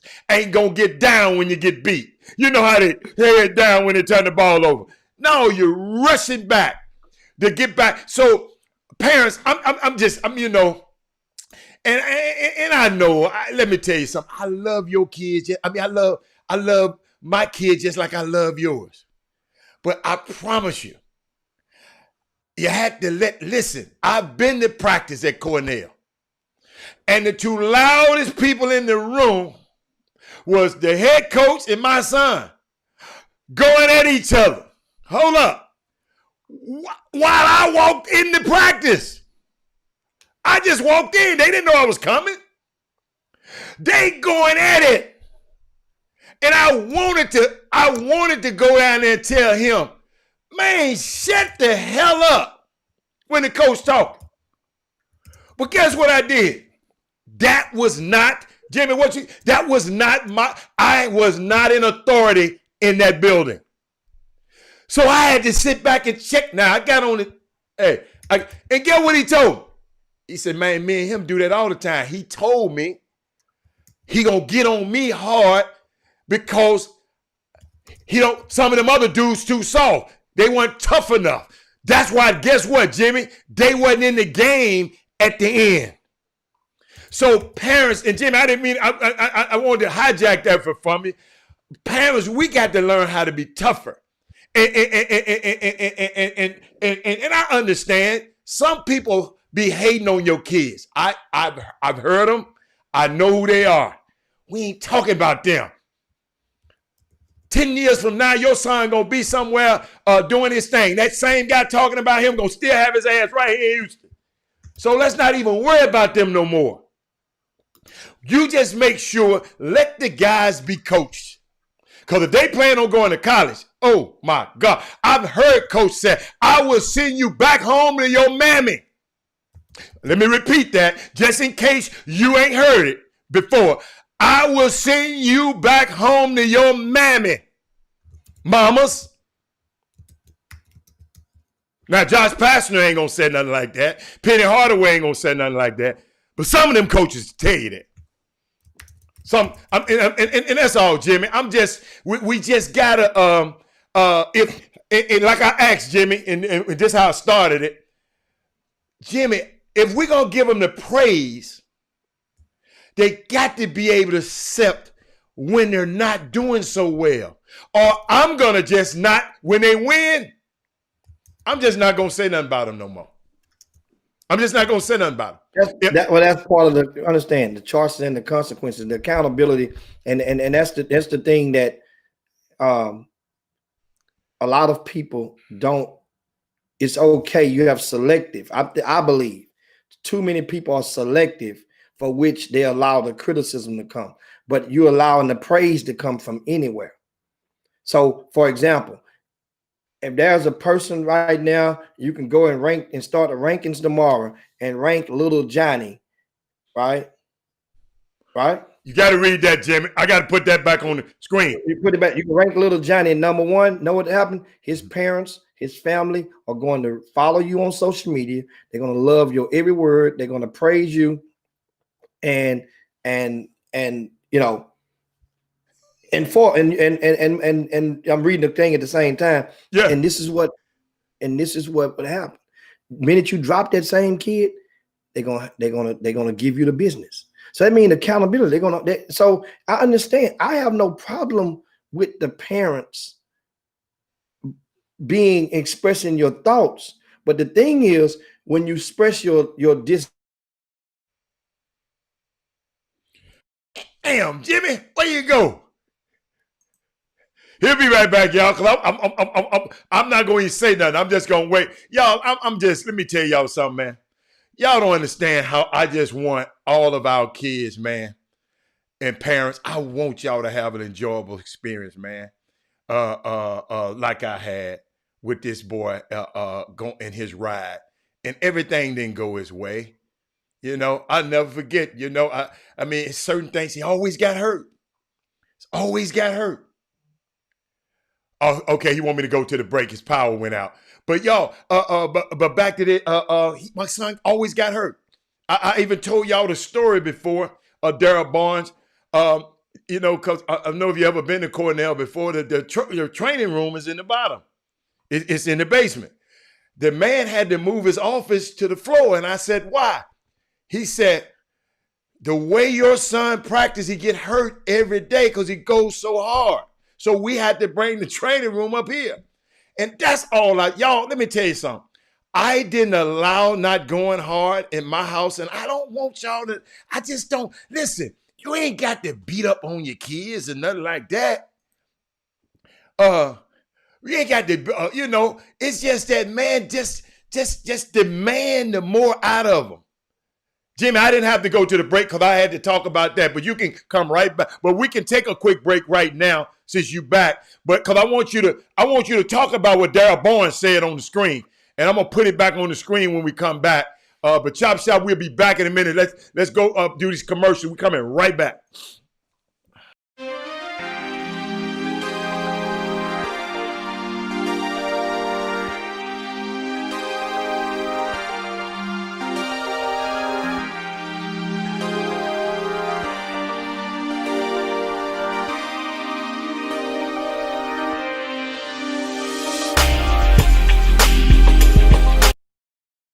On the show for the actual host, you know what I mean? Because I just want to be able to just, in my past life, like I said, I was you. What you are now, that's what I'm up here. Same mentality. I'm getting to a spot, I'm raising up, I'm getting to a bucket. My footwork is impeccable. I have length. I'm able to shoot over top, hold the follow through, and I don't see people. I do you not feel the same way? I do sometimes, but I'm just saying I don't think that's good for the continuity of our offense if our point guard always want to be underneath the rim. You know what I'm saying? You know what? That can come off. That can come off. You get what I mean? I do. You're right. That can come off like I'm trying to implement myself. Just okay. So what about 7 post-ups instead of 8? I mean, we negotiated. I thought we was going to do 2.5 post-ups a game. The half one is like I throw you the ball in the post and you just throw it right back out to me. No, but I'm also saying I feel like every play down I have a mismatch, no matter who's in front of me. So I think that mentality mixed with having that post guard is a great balance, you know, for our squad, for our offense. Yeah, we're going to see, though.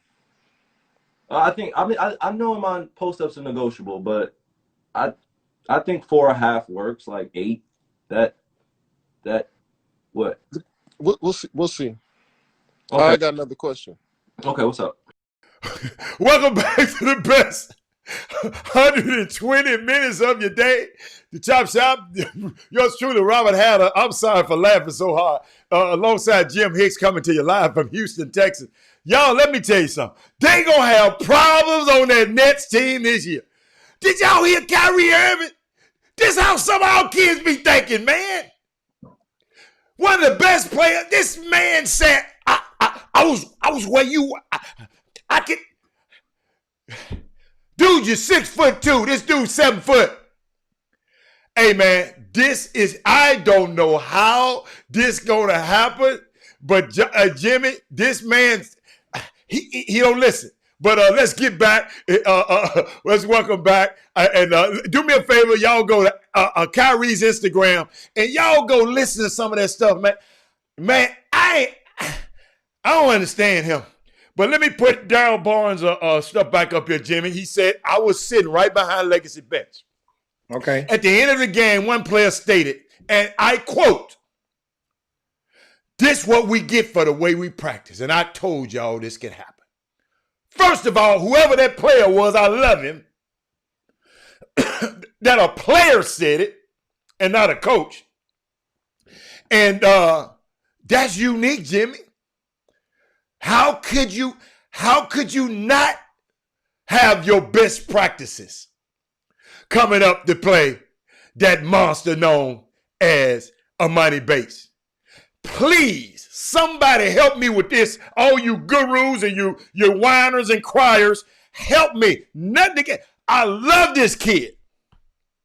Thank you, Daryl Barnes, for sitting back there and hearing it. Yo, Jimmy, who respond? Jimmy, I'll let you. I'll just let you talk on that one. What you think about that? Well, one of the reasons could be because of the fact that the players and the team have not digested the loss against Duncanville. That loss against Duncanville was emotional. It was tiring. It was a thrilling, and it was a defeat. And while a lot of the grown-ups were planting the narrative of saying, look, we took these guys to 3 overtimes. And my thing was, I never was accepting that, because my thing was, this ain't what you built this team for. You built this team as a representation of the city. And mind you, what Noah Duncanville and Yipsy Prep have in common, let me plant something and raise your antennas up right now. And understand, this is where it gets really, really, really not scary, but just really, it should put everything in scope. Legacy. And once again, there's nobody. That's what I'm saying. You mentioned earlier about praises. There's nobody that's giving Legacy more praise than the Chop Shop. Oh, yeah. They know. We've had them on the radio station when we was on 102.5 and Amazing 102.5 FM. Right. It's right. When they first opened the program up, they would call around and nobody would answer their phones to get them on the radio. We had them on a terrestrial radio dial for a whole hour. Mm-hmm. Then had them back on 2 other times. Mm-hmm. We've had PJ Coonsnard on. We've had the assistant coaches on. We've highlighted that program in multiple ways. That's what I'm saying with some people. That's why I say all the time. But guess what, guys? People don't give a damn what you fed them for breakfast, only what you made for dinner. Well, I hope Legacy don't think we bash. No. I'm just talking about in general. No. Okay. We good. But my point of bringing that up is, if that was a disdain for a Legacy, then they wouldn't have got that airtime. That's what I'm saying to you. That's a good point. So now let's move forward. Let's move forward. Mm-hmm. Move and on. Okay. Now, in regards to, I mentioned about the team. So that means I can critique, because this is the best. This is what was advertised. If you didn't advertise it as such, then it wouldn't be that much fire that's coming back. For this team, I don't believe that they fully digest the loss, the triple overtime loss against Duncanville. And another thing is what Duncanville and Yipsy Prep have in common. You know what they both have in common, Adam? That neither one of those teams have more than 3 seniors. More than like 3 or 4 seniors. Yipsy has 3. I think Duncanville maybe have 4. So now mind you, Duncanville's seniors had a bigger fingerprint on the outcome of the game than Yipsy's seniors. You follow me? I do understand it, but still, the majority of your players on the court, you only can put 5 in at one time. So no matter what your lineup is, what your team is, if that's the case, we can go say Shadow Creek got 3 freshmen on varsity. Them 3 freshmen ain't touched the court all season, but they got 3. So I understand you can skew the numbers how we wish, but we talking about the 5 that are playing in the most part of the game for the legacy are 12th graders. So let's say that's a 17U team playing against the most guys on the court on the other team, 16U. You see? 16U. And hell, in the case of the guy that did a lot of the damage when it mattered most, he was a 15U. If you're scaling things in the scope of things, Ron Holland.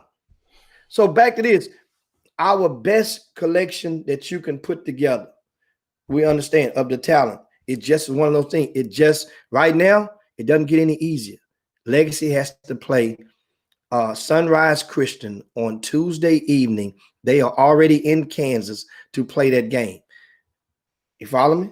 They're already in Kansas to play Sunrise Christian. That's ranked good. number 2. Glad they went up, got a day's rest. That's good.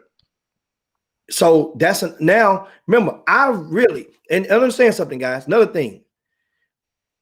Whereas in defense of myself, I'm one of the very few people in this city that was willing to publicly put their money on the line and bet on Legacy. Remember, I took the Houston sweep a couple weeks ago, had her. So that means a lot of people say, man, I'm gonna sit this one out. I don't know about that. I'm betting on them. So that means if I'm betting on you, if you guys ever betted on something and you lost, or just say you didn't win, and it came out to the narrow, you kind of upset. Think about you Cowboy fans, or you Pittsburgh Steelers fans this past week in the last 2 weeks. You bet on something and it doesn't come out the way your money goes. And guess what? You're gonna have something. You're gonna express yourself. So back to this thing. This young man, you mentioned the young man. It just goes to show that chemistry is very important. And even you got Legacy got these players in. They were all 12th graders, and somebody in the boom boom room made a hell of a comment. And I want to say it was Walt Yates, or it was Wesley Yates. One of the Yates guy earlier had, and they said that maybe you think about this, because you can't use the platform part because none of these kids played on the sneaker circuit 17U this summer. You can't say that Legacy ain't played EYBL or they didn't play. Well, hell, Money Bates played. He didn't play 7. He ain't played 17U yet. He played 15. 16, 15. Do you guys understand that? Yeah. This guy ain't play. This kid ain't yet to play a 17U game. So he's not in the understand. Now he's a unicorn. Yeah. But at the same time, his teammates, for the most part, ain't played a 17U game. That understand? So that excuse goes out the window with me. These Duncanville kids that you just played against, only 3 of them played 17U. They didn't play no sneaker. How many of them played on the EYBL 17U sneaker team? None of them. So they haven't been on the brightest of lights as well. So that means you throw that out the window. Throw it out the window. The thing is, what somebody mentioned is, let's take a look and dissect it. If you really want to go in this is why I say this stuff I'm about to say really matters to me. To a lot of people, it don't matter. But to me, it matters. Know what that is? Winning mentality. Last year, let's go and think about some of these kids and where they came from. And Ashton Smith, you guys, he went to Nimitz High School. Go look up Nimitz High School and let's see what their record was last year. They didn't make the playoffs. 4 teams out of the 7 teams in this district made the playoffs. They didn't make the playoffs. Let's go. Aaron Scott at Klein. I want to say Klein. Was it Klein Oak? Klein Collins. You guys can help me in the boom room. And one of you guys help me out, whichever one, and we look it up and see what his team did last season. This is a hell of a pattern. who's another kid that transferred over there? Sir Isaac Heron at Lamar High School. Go look up Lamar High School and look at their record for last year. Houston Lamar. You see? You see the pattern? That was Walter Yates. That was Walter Yates who said that, though. But keep going. That was Walter Yates who said that? Keep going. You understand? That's not all. Who else they got over there? The kid from Chicago. I mean, from Peoria, Illinois. First of all, it was built on a lie when he came here. You lied and told everybody from Chicago. Peoria ain't Chicago. I was born and raised in Peoria. That's where Richard Pryor from, man. Yeah, I'm just saying, though, I mean, so that means now, man, this kid, one of the best he better than every guard you got down there. Guess what? Now he was good as hell in the second half and in overtime against Duncanville. But if you were at the casino gambling hatter, I'm gonna read you his stat line from the other night against some 11th graders and 10th graders. This is a kid who's fighting for a Division I scholarship right now, right? He's unsigned. Okay. Jalen Gibson, 0 for 4 from the field, 0 for 2 from the three-point land, 1 rebound, 3 punts, 1 assist in 23 minutes.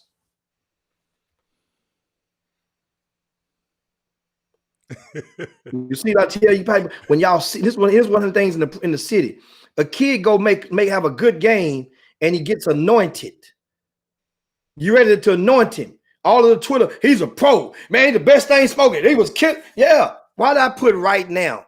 That's a solution. If you can add the words right now to the end of all of these stupid ass statements that you try to go to, we in favor with these parents and all the time. That's why we're doing a bunch of ass kissing with no chapstick on. That's what's all going on. I mean, it's all you see. You can see it from a mile away. You've been in places held before where you've seen guys say, look, he killing. Dude had 6 points. We go to the scorebook, dude has 6 points. And a dude tweeted out, he's killing. How the hell can you be killing with 6 damn points? In a high school game. It's not killing. And then guess what happened? Parents, you're there, you see it, and you welcome it, and you instead of saying, no, let's be real, he just had a good moment, a good quarter. Y'all don't say that. You take that stuff and run with it. You take it and run with it. So that mean the kid believes if he hits 2 buckets or 3 buckets, he deserves he's killing tweet again. This the shit that gotta stop. And y'all know it, and everybody's part of it. I don't subscribe to it. And then on top of that, I know why some people do. You know why? Because they get paid to tweet out. So I mean, you got to meet your quota, Hatter, like a police officer. You got to meet your tickets. It's going to be the holiday season. There's going to be more tickets written than it was earlier in the year, early in the month. That last week, they got to meet their quota. So what it does is they're going to tweet to get into your heart. I told you guys, I'm not playing that game. You have a choice, and a consequence often comes with it. A choice is, guess what? Don't follow. Follow Doug Jones. Follow Jeffrey Day. You got to follow me. I'm not going to play that game with you. But at the same time, guess what happens? When you get a point of despair and you see that this stuff that you paid for didn't come out like you wanted it to come, I embrace you back. You can call me anytime. And guess what? Then, because so many do that. But know what happens? The scars are going to be there for life with your kids. You know why? Because you allow them phone calls to be on speaker when you're in the car on the way home and you're talking about with Jim Hicks. You know what? So that kid hears that. And for the rest of that kid life, that kid has a hatred towards somebody he don't even know. Cool. That's you want to play. So that's why I'm so cold towards you in this stuff. Because I know what the seeds that you're planting out there. And you want me to be lovey-dovey and play coochie-coo with your damn kids when you going in the car and you saying the hell with. Guess what? It's okay to not subscribe to my opinion. And I give the disclaimer. But guess what? Many parents know if you're keeping me posted, if you're keeping me informed, I'm going to find a way to get that kid some ink. either on the rcsports.com or on the Chop Shop. I'll toss it over to Howard and Howard talk about it because that way the good cop, bad cop thing subscribe. And Howard gonna give him some coochie coo. Yeah. I mean, that's cool. Yeah. You know, We've done that before. We've done that before. That's just me, man. I mean, but guess what? I don't have the frustration of 20 years of this stuff. I don't, if your ass in the car talking about me on the way home, your ass in trouble because all I'm doing is helping your kid. So I can't care about that. But Jimmy, I mean, I understand.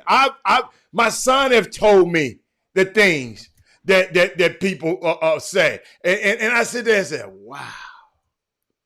And these parents say this stuff around these damn kids, y'all. I'm telling you. But and I understand, man. I mean, it's just, and all I'm trying to do is, me personally, like I said, me and Jimmy got 2 functions, and I just, I've been a parent in this. And I'm just trying to figure out a way. And it might not be a way. Y'all might be, like they said, hey, some mama told me this now. Hold on. Some mama told me, Robert, ain't no use to telling these mama they ain't going to do what the hell they want to do. She said, ain't no use you telling these people. They going to do what they, do what she said. You're wasting your time. But see, what she don't understand, she don't get the email that Jimmy and I got. And Jimmy, we got to talk about that one email that we got this weekend. We got a weekend from YouTube. We got to talk about that. It's key. I know. Yeah, say that for tomorrow. Say that for tomorrow. We'll save it for tomorrow. That's going to spill. No, that's going to spill. That's going to spill too much. But this topic, and guys, right now, if you haven't done so, share the show. Yes, sir. Right now to your timelines. If you're on YouTube right now, give us a thumbs up. If you're on YouTube, shout out to you guys and some of your questions now. I know so many of it's passed through in the boom boom room. You can present them now while we on this topic. This is a time when you got questions and to apply solutions, because if we engage now, we've gave a few solutions here and now. And if you missed it, one solution is if you are a parent, you can call or text or email anytime. And people want you to believe that I'm unapproachable. Those are the people that don't want you to come and get a drink of information, a drink of education on this. Think about it. If there's no manual on rankings, then how the hell can any person that don't do them tell you how they're supposed to go? Jimmy, guess what I did though? I went to ESPN and they explained their rankings. Yeah. I didn't know that until this morning. I'm gonna come. I know I was talking about rankings. They explain it. Y'all go and they call it a ranking data. I went to it and I said, interesting. Cause Jimmy, you remember I used to ask y'all, man, what them they call it a grading scale. I used to say, what the hell them stars mean? I ain't gonna tell y'all no lie. I didn't know. I just knew a 5-star. And let me help Jimmy. And let me help why they asking questions. Jimmy, you don't want to open up the phone lines for them? Man. You don't want, we got a few minutes. Hey, this Monday. I mean, if you don't want to, I'm good. If you don't want to, if you didn't have it charged up, don't worry about it. We can open the phone line if you want to. I mean, now, first question, I'm gonna get to the question. I open up the phone line. Okay, go. Open it up. You might want to get some off your chest and say it verbally. Meanwhile, somebody asked Rod Wells. Okay. Said, what happened to the Premier Academy this weekend versus Sunrise Academy?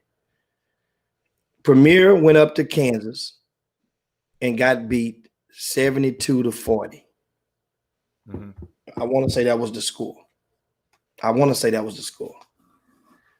Right. And I talked with Sam Curtis. He's the founder of the Premier Academy. And I spoke with him this morning. Remember, I told you guys, I always like to give people time to cool off. Now, the only reason I didn't talk to PJ Koonsnard because I knew he was gone, found out he was traveling with the team. So I didn't want to call him knowing that he was in front of those kids or in front of the coaches because he had to deal with this team, right? So that was the thing. That's why I hadn't talked with him. But I talked with Sam Curtis. And guess what Sam Curtis did, Al? He took full responsibility. And he explained something. And when he gave me an explanation, because one of the things, a lot of the times, and we go open up the phone lines, and you guys hold tight. We got one caller. We're about to get in this on a second. Here's the thing. What Sam Curtis did, he explained to me. He said, man, Jim, you can't get mad at me trying to provide an opportunity for my son. See, Sam Curtis has skin in the game. His son, Sam Curtis Jr., plays on that Premier Academy team. Okay. So he said, man, if that was you had kids, you do the same thing. I said, Sam, I'm not mad at you for that. I'm not mad at you at all. I understand that you guys provide. I'm not mad at PJ Koonsnard or none of the staff for their schedule, whoever put the schedule together. I'm not mad at all. I applaud that. I'm disappointed in the effort that's being given by the kids, with knowing who's supposed to know by now that you are representing H-Town. When you leave the state of Texas, you're representing the Texas when you go up to Kansas. You making people in Kansas think and subscribe to the very theory that we ain't got nothing down here. And everybody's overrated. And that's what happens when you go out of state and you get creamed like that. That's what happens. So what happens is, then guess what? Then in the same breath, you'll want some of the gatekeepers to go and voucher and lobby as lobbyists in politics for your kids, for the next batch coming. Hell, it's like crying wolf. I just told them dudes that Doc was the baddest big man we got down here, the underclassman. Well, if Doc went up there and got his ass tore up, guys up at Sunrise, then guess what? They're gonna say, man, if that's the best you have, then the bell curve goes downward. That's what happens. If we done told everybody that Ashton Smith is just going to sign with A&M, is the best big man we got in the city, and he goes up against Gypsy Prep and scores 3 points. Him and Sir Isaac, Sir Isaac goes 0 for 7 from the field. If we tell them that the number 2 and number 3 players in the city. Now they saw Ramon Walker. Ramon earned his stripes in a loss. That's what I mean. When you lose, if you get paid, you still can win. Ramon Walker won this weekend. Shadow Creek lost, but Ramon won. He won. That's exactly what I mean when I used to tell you guys all the time. You can lose the game. So it ain't about winning all the time, but at least one guy gonna show up to the point where it makes the trip worth it, because guess what? His recruitment gonna go off the roof. That means it's worth it. Now, man, I had to get that off my chest, guy. We got the phone line open, and we go right now. Welcome to the Chop Shop. Who we have on the line, and where you calling from? Yes, Jackson. I'm calling from the south side of Houston, Texas. How you doing today, Steve? Hey, Clyde Jackson in the house. What's going on, Clyde? Yes, sir. You know, Clyde got all them secret phone numbers. We didn't know who he was, Hal. He called him a bat phone and everything. What's going on? What you want to talk about, Clyde? Get something off your chest. Hey, yeah, I just want to tell everybody, here it is, man. It's very simple. You know, I wanna congratulate Legacy for the direction that they're going in. I think it's good, you know, to establish a premier high school program, sort of like a prep school. But the point is, Jimmy, that the kids, you know, we expect these kids to be on their level, and sometimes the parents don't understand it's a formula. And, you know, I've been in grassroots basketball since I speak to a lot of people that think hold on, you got to be still. You're fading out on us. You got to be still now. Hey, I've been in the grassroots program since 2005. And a lot of parents and a lot of coaches. Well, there goes Clyde. I told him, I gave him a warning. He was in a bad area. He didn't zapped himself out. Anyway, guys, phone lines open 832-264-1500. He sounded like he was getting to say something. Yeah. He was getting ready to get in something good, Hatter. And we have him back on. Yeah. Hope that the signal is better. Clyde, what you saying now? Yeah, I've been in the grassroots program since 2005. A lot of people think that I'm just a middle school and a grassroots guy, but you know, I've been around a long time. I have about 30 kids in Division I that's been in the Division I. I have pros far as Cameron Reynolds, Eric Moreland, Jonathan Miley. You remember Jonathan Miley played with me, Isaiah Taylor. Mm-hmm. And I said this to state, guys, it's a formula. A lot of these kids y'all expecting to do well, but they ain't never been on that stage, you know. I'm looking at the legacy roster. The only kid that's on that roster that's been battle tested is the kid Jonathan Massey. Jonathan Massey has been playing on that stage since he was in the 2nd and 3rd grade. A lot of parents don't understand the foundation. It's like it comes from the ground level.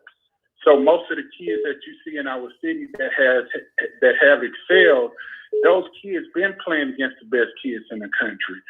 So whether you play in my program or you play in somebody else's program, make sure if you have smaller kids, you get in them and you are putting the time and effort into these kids to play at the highest level. I look at kids like we have like Donovan Stretch. Stretch played on that circuit. I mean, he just wasn't around here playing in tournaments for Gatorades and stuff like that. He was playing across the country. You look at Kenneth Lofton, how he's doing that in school. He's doing well. That kid been playing on the circuit since he was a young kid, 3rd grade. You look at Trayvon Marks, LJ Cryer. All those kids been battling across the country since they was in the 2nd and 3rd grade. You can go on. You look at kids like Kelly Oubre and Justice Winslow. Tribal used to take these kids all across the country to compete against the best kids in the country. And those are the kids that succeed. You can't wait till the kid get in 9th grade and think he's supposed to be an All-American and he ain't played no basketball outside of Houston, Texas, you know. I really believe that it's a philosophy, and you just got to get those kids battle tested at an early age, and then if they didn't been on that stage, they shine.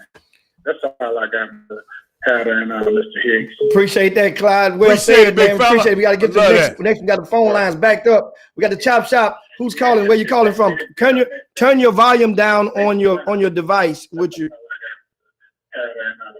Please. Well, that one they got zapped on this end because they're not listening. And so you can't hear yourself, y'all. This will be a feedback. So if you call in, please cut your device down when you call. Welcome to the chop shop. Who's calling? Welcome to the chop shop. Well, they doing it again. Chop shop. Who's calling? Where you calling from? This is Kim Jackson from Clyde Ford. Hey, what's going on, Miss Jackson? How you going? I know you got something to get off your chest today on the chop shop. Go and spit it on out. Actually, Jimmy, I'm kind of on y'all side. I've been no, for real, I'm on y'all side. Well, no, that's not understand. This conversation, just conversation, is not intended for anyone to pick a side. Right. This is. I want to make sure I clarify that. This is not intended. If it came out that way, please do not misinterpret this whole conversation today as meaning you have to take a side. It is meant to educate and enlighten you to what is out here on this side of the fence. So if you're picking a side, you're picking a side for self, not for this side over here. That's okay, Kim? I got you, Jimmy. I'm still on your side. So I'm just gonna say that I had saw what Doug tweeted, and I had to sit back and think about it. He said that just because he has an opinion, it's not hate. And I love that. I sat back and I watched. I mean, I thought about it because in 2018, I didn't like you guys because y'all wasn't right. Y'all didn't put Klein Forest up there. But what that did was just make our boys go harder. And I was listening to my sons this weekend about trying to get at the #1 spot. So I don't have a problem with the rankings. Okay, and that's fair enough. I appreciate awesome, you having the courage as a female parent to call in and express that, because a lot of people listening there say, "Oh man, that was kind of goofy," and it's not. And so I appreciate. Thanks so much, though, Kim. We appreciate it. Kim. We'll get these other calls before we go downhill on this thing. Welcome to the Chop Shop. Who's calling? Where you calling from? Paul Miranda from DFW. Paul Miranda, DFW in the house. What's going on, Paul? I know you got a whole pail of something to get to throw on the table right now. What you got? Yeah. First of all, man, love this show today, man. You know, this right up my alley right here, y'all. But man, dude, parents, y'all got to get out y'all feelings. I'm gonna get on it right on the top. We have to get more people understanding that this is a process. This ain't something that's just for everybody. You know what I'm saying? And most importantly, it's got to be about the kid. It can't be about you, daddy. You know what I'm saying? And too many daddies in this game, because the mamas don't really understand a lot of this. There's too many of the daddies that feel like this is supposed to be this way, this is supposed to be that way, because that's my kid. You know what I'm saying? He's supposed to be looking at the pros. We done. I saw a comment earlier. We done raised what's the kid, Amani Bates, to be a pro. Hell, that's every day. You raise a kid to be a pro. Tell me something we don't know. It's got to be in them to be able to provide that. But I'm gonna tell you, one thing I wanted to say also, parents, you got to start taking constructive criticism the right way. You got to understand, everybody ain't against your kid or everybody ain't hating on your kid. You know, I applaud all the evaluators out there that are providing the good with the bad, but there ain't many of them doing that. Jim Hicks is one of the pioneers of doing it. I bow down to stuff like that. You know what I'm saying? Because we just keeping it real. And I know, you know me, Jim, I don't mind stepping on some man beds as you like calling it. But I like to say I'm there trying to help a kid get to where hopefully he can get to. Parents, get out your feelings though. Appreciate that. Thank hey, you, man, Paul, well said, baby. man. That's Paul Run up in DFW. And you guys, the phone lines are back open. 832-264-1500. 832-264-1500. And meanwhile, you guys share the show. There's a parent out there that you know can get a dose and can get some enrichment from today's conversation. Yeah. Tell them to give us a call. We go right now back to the phone lines. And welcome to the Chop Shop. Who do we have calling? Hold on one second. Let's get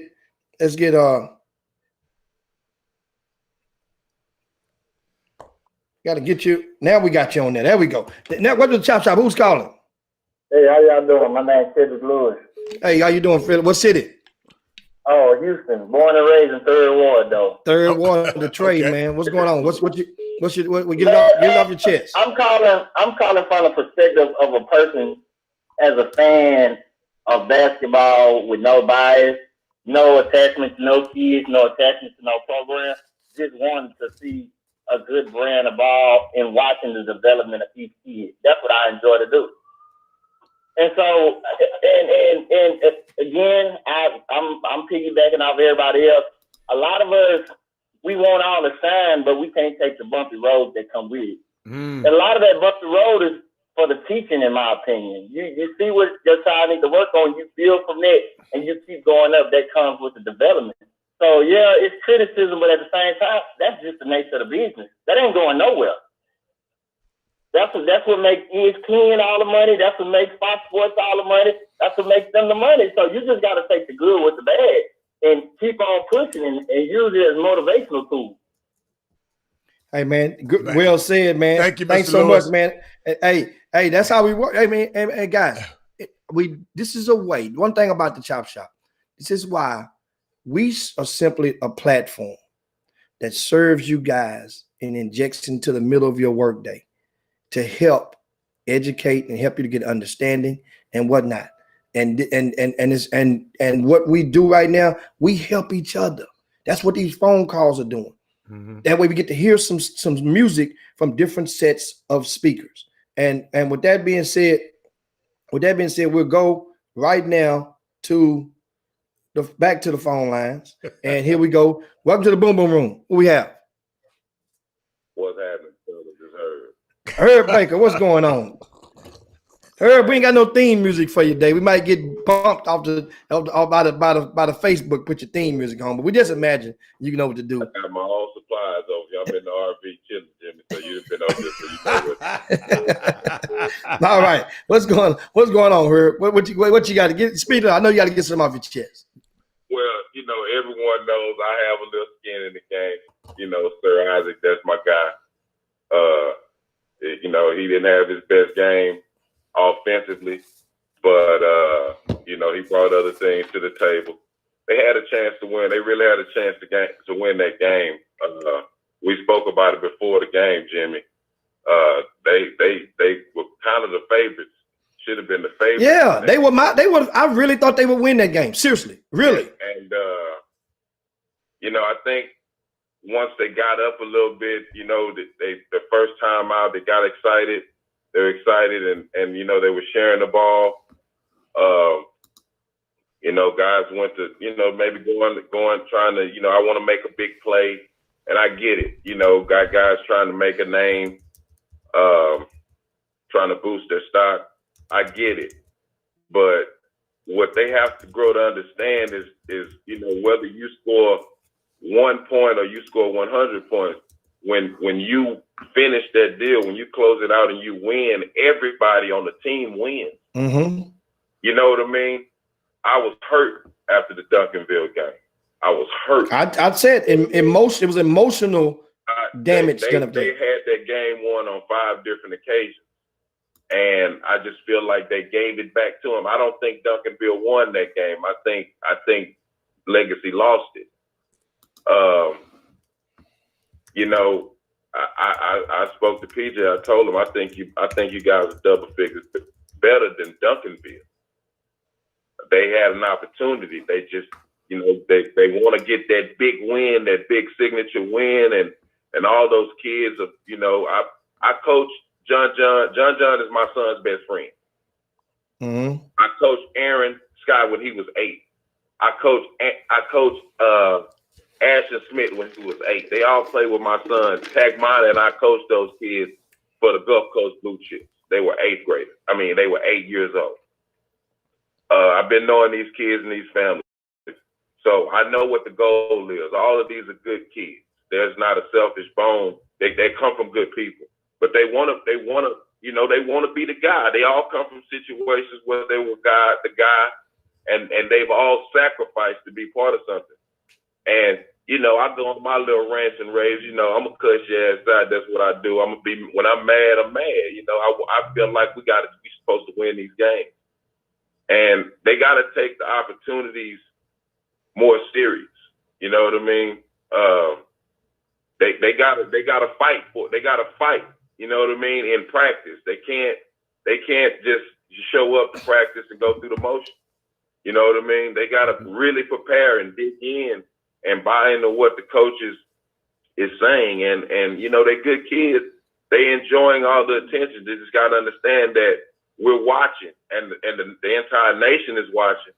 But more importantly, college coaches are watching. Mm-hmm. And, you know, if you can't generate wins on the high school level, then the coach is going to figure, well, you know, so it affects your recruiting. So you got to put more focus into it and find a way to generate wins. And, you know, I support Legacy 100%. Everybody loves PJ. If I didn't support him, Sir Isaac wouldn't be there. Trust me. That's right. They just got to find a way to close out those games, especially when you sign yourself up for this. You know what I mean? So I just you got to, you know, they messed up a couple opportunities. Hopefully they'll go and get this one. You know, it's gonna be tough, but it's possible. So they need to bounce back and just bring that W back home, man. I'm behind Legs. Thanks a My bunch, man. Herb, man. Well said, man. Again, another great call. Yeah, great call. On the And Chop Jimmy, Shop. you know what? People been telling me, because I haven't really seen them. People just telling me they just don't have like somebody just texted me, they don't have enough lethal shooters that can stretch a defense a little bit. And I don't know. They don't just have guys that like shooter. So and maybe that's a thing that in our recruiting next year, we got to find us some knockdown shooters. I mean, I haven't seen them. I guess Jeffrey Day said they don't. I mean, it's guess what? I'm quite sure that next year's a whole nother season away. Right now, we talking about this season. But ain't nothing we can do about this season. I mean, you can't you can. No. As Herb just said, you're playing Sunrise Academy, Christian Academy on Tuesday evening. Legacy from Houston is in Kansas. Guess what you can do? You can whoop Sunrise's ass, and we'll forgive you for all your. They whoop Sunrise's ass. But Jimmy, that still don't. So that's what they could do. That means they still have time to salvage it. But what happens if Legacy goes up there? Remember, in Premier Academy, just got beat by what, 40, 30? What if Legacy go up there and lay an egg in such fashion? You see then? At that point, I'm not going to even think like that right now. I'm just going to say Legacy can win this game. They have to play as though they are really and truly trying to represent the state. However, do you guys honestly believe that a kid from Peoria, Illinois, is going to have Texas in his heart even though he's playing for somebody while you out of state playing against Sunrise? Or will he be trying to represent Peoria, Illinois? See, that's a difference. What if he might be trying to hold up, Jimmy? What if he's just trying to represent Legacy? Understand, it's deeper than Legacy right now because you're out of the state of Texas. Well, he can't help it where he's from, Jimmy. Let me tell you what you don't see. Jimmy, my guy is Sunrise Christian, the point guard that's killing everybody. He from Memphis. He from Memphis. And the rest of them guys ain't from Sunrise Christian. Who the hell they play for? And guess I'm talking about. Understand? When he plays, it's a degrees of I'm repping Memphis. When he played in the grassroots. Oh yeah. When you're losing right now, you're coming from behind. This is one of the ways you can galvanize them to realize the importance of what's at hand, what's at stake. You have to be able to say, I'm going to tell you, Hatter, think about how many times you went to games, and you guys that are watching right now, if you were sitting close enough to court some of these games, think what you hear whenever a Texas team is playing an out-of-state team. You will often hear the people either in the stands that ain't from Texas or the players on the court. When they get a certain point in the game, they know what they're saying? Them Texas ball. Just whooping them Texas ball. We ain't scared of them Texas ball. Let's get them Texas ball. You know why? That's how they identifying us. That means by you saying let's whoop them Texas ball, that means you're saying we repping blah, blah, blah. We don't have that. And if that's part of has to be installed in the kids, it goes all the way back to the root of the urban communities. When you were from 5th Ward, if you went and played 4th Ward, Reagan High School, you was repping 5th Ward. If Acres Homes or went over to play Yates, you're repping. Now get this what? Repping meaning you're gonna satisfy. You're gonna fight. And guess what? You may not win, but people will still see the fight. If you went to that game the other day, even the Duncanville game, Legacy in both games had pretty much gave up and stopped fighting. However, he put some subs in in the fourth quarter, and the fight resurged because a kid got hot and started playing. It got contagious. But if you have fight in you, and people see that fight, then guess what? Job well done. Dust yourself off. You live to see another day. And we go right back to the phone line. We got another call right there, Hatter, for you. And we have, who do we have on the Chop Shop? Welcome to the Chop Shop. Where you calling from? This is your Chicago Intel, Thaddeus Moody. Hey, Chi-Town in the house. What's going on, Mr. Moody? What's up, Mr. Moody? Got a chance to meet Mr. Moody this weekend. He flew into Houston to attend the game. I heard. Now, Jimmy, first of all, I want to thank you for the Houston hospitality. Okay. And it was great chopping it up with you. Now, getting to the game, me being a different set of eyes from Chicago, if Legacy was in Chicago, and maybe Ball So Hard would understand this, if Legacy was in Chicago, if they was in the red division, they would get whooped every day because they showed no heart. In the beginning, they came out with flash, with what was it, like 13-0.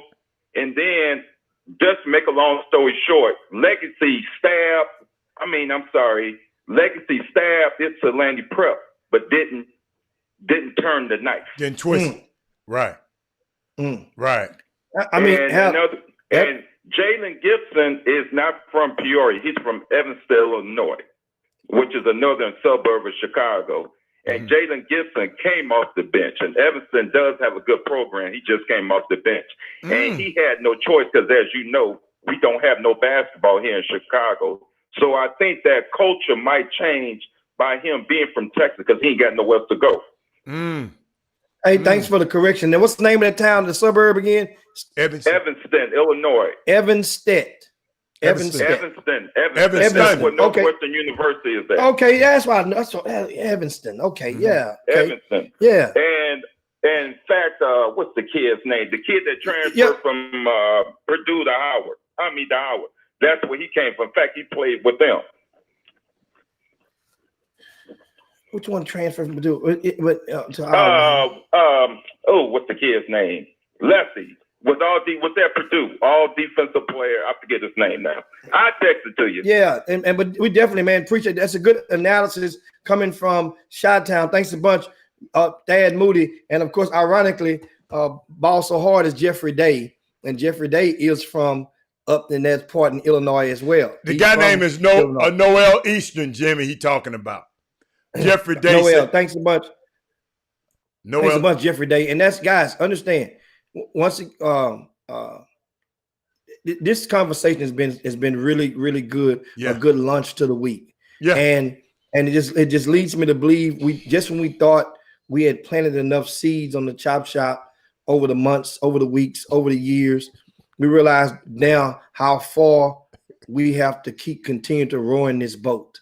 Yeah. And we ask you guys to help spread the word, and we will continue diving into this conversation because, and it's important, because otherwise, if you don't, then people won't understand. And it simply creates more and more divisiveness. And people, and without people understanding. And understanding is a key component to this stuff. And if you listen to a person talk long enough, then you will understand. You watch them and you check and you see their actions, then you will see the component from where they possibly coming from. And that's the thing. A lot of people don't understand where I'm coming from. My story is not a secluded one. My story is a story of extreme redemption in America. So once a person hear my story, they would say, well, damn. Then it'd be like, damn, okay, now I understand you. Why you did so, why you do that. We got another one, Heather. They everybody want to get it off their chest today. Let's get them. Welcome to the Chop Shop. Who's calling? Where you calling from? This is Shantae. Shantae. You mean Shantae Wilson? Yes.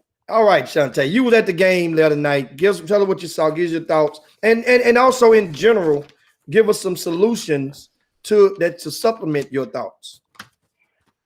Well, actually, I don't have any thoughts. I was just calling in to tell everyone Legacy is the best. PJ is the best. And that was really it. I'm just wasting y'all time today. No, but you have a lot of intel. No, no, Shantae. I don't. No, I do not. I'm just saying, let's say, Shantae, if you were if you can talk to the kids from Legacy, what would be your conversation to them right now as they, you know, to lift them back up? Because mind you, they're limping spiritually right now as they prepare to play Sunrise Christian, the second ranked team in the United States of America, according to the mythical high school rankings. So you about to play, you just got knocked down, right, by one team, and you about to go now and face a heavyweight. What do you say to Legacy to fire them kids up? Or can they be re-inspired right now? Can they win this game? Well, no, the only advice that I would have is just to share the ball more and don't panic. Like that's the only thing. Like if the other team makes a good play, just do not panic and stay focused and play your game. Don't play their game. And that's well said. Well said. Yeah, Thanks. that's the only thing, because like once a team makes, you know, a good play, the crowd or people go crazy, the bench go crazy. That causes the players sometimes to lose focus. And so I just think that regardless of what's going on in the situation, stay focused on what they came to do. And then, I mean, I don't know. I think that they'll be fine. I mean, we're rooting for them. And that's the thing. And it may feel to some people from Legacy, and those are the people that understand, if the person don't care about the source, then you can easily go and taint, oh, they don't care about us anyway. And I say, no. And I just provided several instances of where the Chop Shop has served and given the support to Legacy. I remember the first time I mentioned back on the radio, okay, Amazing 102.5 FM, Halla didn't even know them. Remember, and at the time they grew onto you once you realized the stories of Women Rock Wednesday story, and we brought Carrie in and Danielle came in, and then Halla grew like, oh man, I'm loving this. And you know that's a Halla thing though. So you know that's just a Halla thing. Halla has to be informed about everything. Yeah. But you know, didn't wait for Halla did know about Legacy, because remember the Coaches Coalition of America decided to write that letter in. The one that you posted on RCS Sports, where they were all pouting, saying that they were not going to play Legacy because of all those kids coming together over there, as if Legacy were not going to be able to play anywhere because they decided they were not going to play Legacy. Yet Legacy is playing. Oh, that's the Coaches. No. That came afterwards. That what you're talking about was before this season right here. Yeah, we had Legacy on the radio station 2 years ago. Before this movement, before basketball. Yeah, we had Carrie on, and she was talking about the academic proportion, and that's what I was excited about. What they were doing for the kids academically. That's why Jimmy said I was excited about it. Of course, because I never heard of a school that trains kids in the sports industry and everything. I haven't heard of that before. So that was a unique take to me. And they didn't even have a bad. Wonderful thing academically. Oh yes. Yeah. Off to Legacy. Well, and we're gonna be rooting for them. And thanks so much, Shantae. Thanks so much for calling in. And make sure you spread the word and share the show to a lot of your followers and your timelines and stuff. Thanks so much. We're gonna try to keep. Thank you for answering. Thanks a bunch. And guys, once again, Jimmy, I saw something, Jimmy, I want to share with you. And Stacey was talking about how Louisville went down to Memphis and towed 2 Memphis teams off the bone. Louisville went down there represent Dallas, and when it beat great. That's how you're supposed to do it. Good. I mean, and Stacey, post the names of the schools that they beat and the results if you can. That way, I mean, understand, that's how it's supposed to be. That's just like old times. Yeah. Now, the thing is, mind you, the state of Texas, understand, it's very rare that you're going to have a school that relies on zoned players, public school, that would have the potency to go out and compete with national teams. That's why the appreciation for Duncanville is so grand this year, because they are a public high school. which means that most of the people. But it was a unique public high school though, Jimmy. A unique public high school that just have only one school in the district and don't have to. That's uniqueness now. Well, understand something, Alan. Dallas has a few of those types of situations in that area, but Alan? we do too. We do too. Who? We do too. Who we got several schools. We have several schools that are one-horse ponies in their districts. Several. C.E. King is one. Sheldon ISD, all that money just coming up, and guess what? C.E. King just won, beat Channelview 50-something to nothing in football this past weekend. C.E. King had a Tennessee beat to the last minute of the football game. That the spirit of the school is on the uptick at C.E. King. And have a brand new school building, brand new football stadium, a gym with 3 courts in it, and they're about to build right next door. They're breaking ground, I think next year, on a 10,000 seat facility, basketball facility. I say it again, a 10,000 seat facility. That would be the largest high school facility on a high school campus in the entire state of Texas. So spirit is booming over there. That's one. That's I'm talking about. That's inside of the Beltway. I got the teams they played against, Jimmy. Our school beat Tennessee Prep one day, and they beat Bartlett High School the next day. So I'll just letting you know that Bartlett is a regular high school. I'm not sure about Tennessee Prep, who they were, but I know Bartlett is just a regular school in Memphis. You know. Well, I mean, still, you went there and took care of business. You represented. So shout out to I School. And of course, Keontae George. That's the school that he attends and plays with. And that's you know, once those kids come back, and Stacey, if you can call and get the coaches, they want to come on the chop shop, and that way now we can pour and shower them for job well done. Then that way now the kids will see the fruits of their labor on that particular trip. And they know now, and we get to, you know, that's how it's supposed to go. It doesn't go like it all the time, but that's how it should go. Yeah. Let us know. Yeah. Then we pump them up. We talk about them. Not necessarily pump them up, pump up their spirits to appreciate them for repping. And as they rep, and as more people go out and rep, we go and we will acknowledge them as well. And that gives an added bonus to the chop shop. And we helping your community. You guys, we're providing the platform. Just let us know and send us the info. And we definitely appreciate that. And it's almost about the time. Yeah, it's that time. It's that time. And that plane, we did overtime. And yes, Rod Wells want to acknowledge you did. That was a special. I mentioned a while ago. It takes a special type of public school team to go out and compete and kick ass on a national level. Houston, we've had one, but they only come about once in a decade.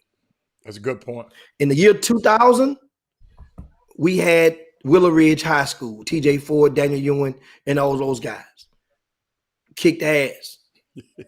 Finished number 2 in USA Today. Only reason they finished number 2 is because the UIL at the time, when there was no creative measures in place, they would not allow a waiver for Willow Ridge to play Oak Hill. Oak Hill was number 1 at the time that year. I'll never forget it.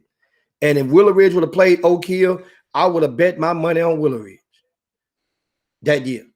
They never played, so the rankings, the powers that be kept Oak Hill up, and Willow Ridge stayed at number 2. Then 10 years later, Hatter, guess what we had? We had the Jack Yates Lions, who grabbed and captivated. I'm still wondering when somebody gonna probably make a movie about that team, because of the fact that there's a couple of players from that team that are either have been murdered or serving extreme jail sentences.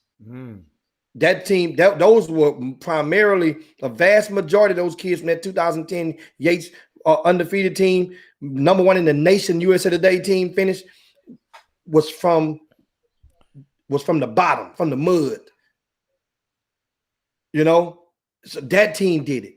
We haven't had one since then, a public school I'm talking about, that went and did in that. Now, mind you, in 2002, we had Dallas Lincoln, the state of Texas, and Dallas Lincoln went and did the same thing. Right after TJ Ford them did it in 2001, Dallas Lincoln did it in 2002. They finished #1 in the country. So, guys, do you understand what was going on at that time? There was no social media. There was none of these platforms. Still, they was able to galvanize teams together, go kick ass around the country. They were repping their area. Chris Bosh and all those guys on that Dallas Lincoln team. Byron Hopkins. you had Etan, the 2 sports star. He was like a 9th grader at that time. I mean, Dallas Lincoln was rolling. But that was just a blast to the past, Alda, and explain that means it can be done. Now, Duncanville is, if I'm betting on Duncanville, because of the pandemic, they won't be able to go and play those types of games this year. But guess what? This Duncanville team, remember we said it earlier, they are all sophomores and juniors. They have about 3 seniors this year. But guess what? Next year's team, with the expected additions to their program, they will be better than this year. So that means Peavy will be invited to a lot. Coach Peavy will be invited. They'll be in Hawaii at the Nike event next year. Because that's a trip that's well deserved, and you can give your kids, they can remember for a lifetime. Like Yates went to Hawaii and ran the table from there. Yeah. Duncanville is the team that could do it. That means now you got something special. You have something special. So, guys, honestly crazy. And so Stephen Wood said, man, if that was social media, do you think TJ Daniel and that Willow Ridge team could have played together and had that success, or would those players have been concerned about their rankings? Well, there were rankings back then. There were national rankings and there were state rankings. Mike Kunstadt at the time did the rankings in the state of Texas. So they were ranked. They had national rankings back then. It wasn't as many. ESPN didn't do no national. Wasn't no Rivals.com back then. Wasn't no 24/7 Sports. Back then, you had Prep Spotlight. You had Prep Hoops magazine. Clark Francis was one of your more formidable authorities. You had the Sporting News back then. That's how you got your national. You're talking about social media, though, Jimmy. Oh, so in social media, I mean, guess what, guys? In social media, who knows? Bad thing. Who knows? Yeah. Who knows?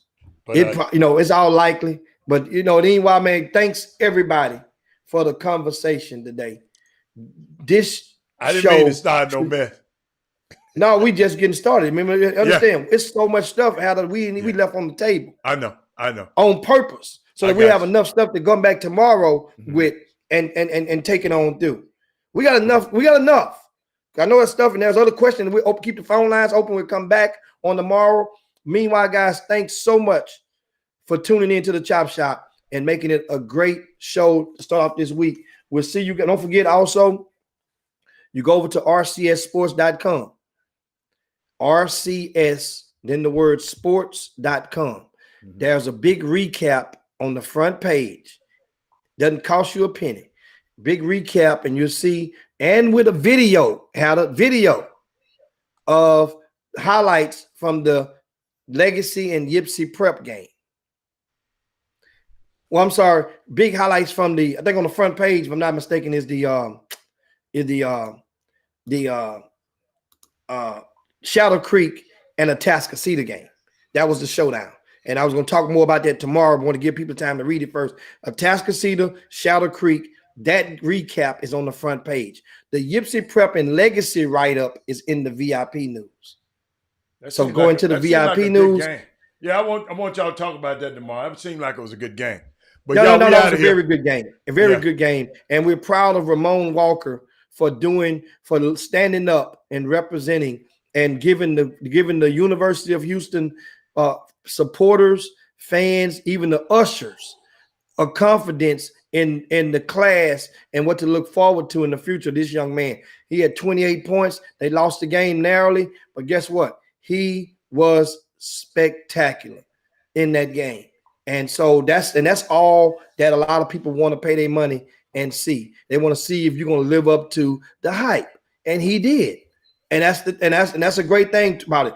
Now, meanwhile, we up out here, guys. Oh yeah, we are. Go fly down. Dino's back and yabba dabba do this thing on this Monday. We got so much stuff we'll come and recap on tomorrow. The team rankings are also updated on rcsports.com. We have a new number one team in the area. Check out who that may be. Also, if you go to the VIP news outer, there's some updates on a couple of showdowns that are taking place this week that have been removed or game times have changed.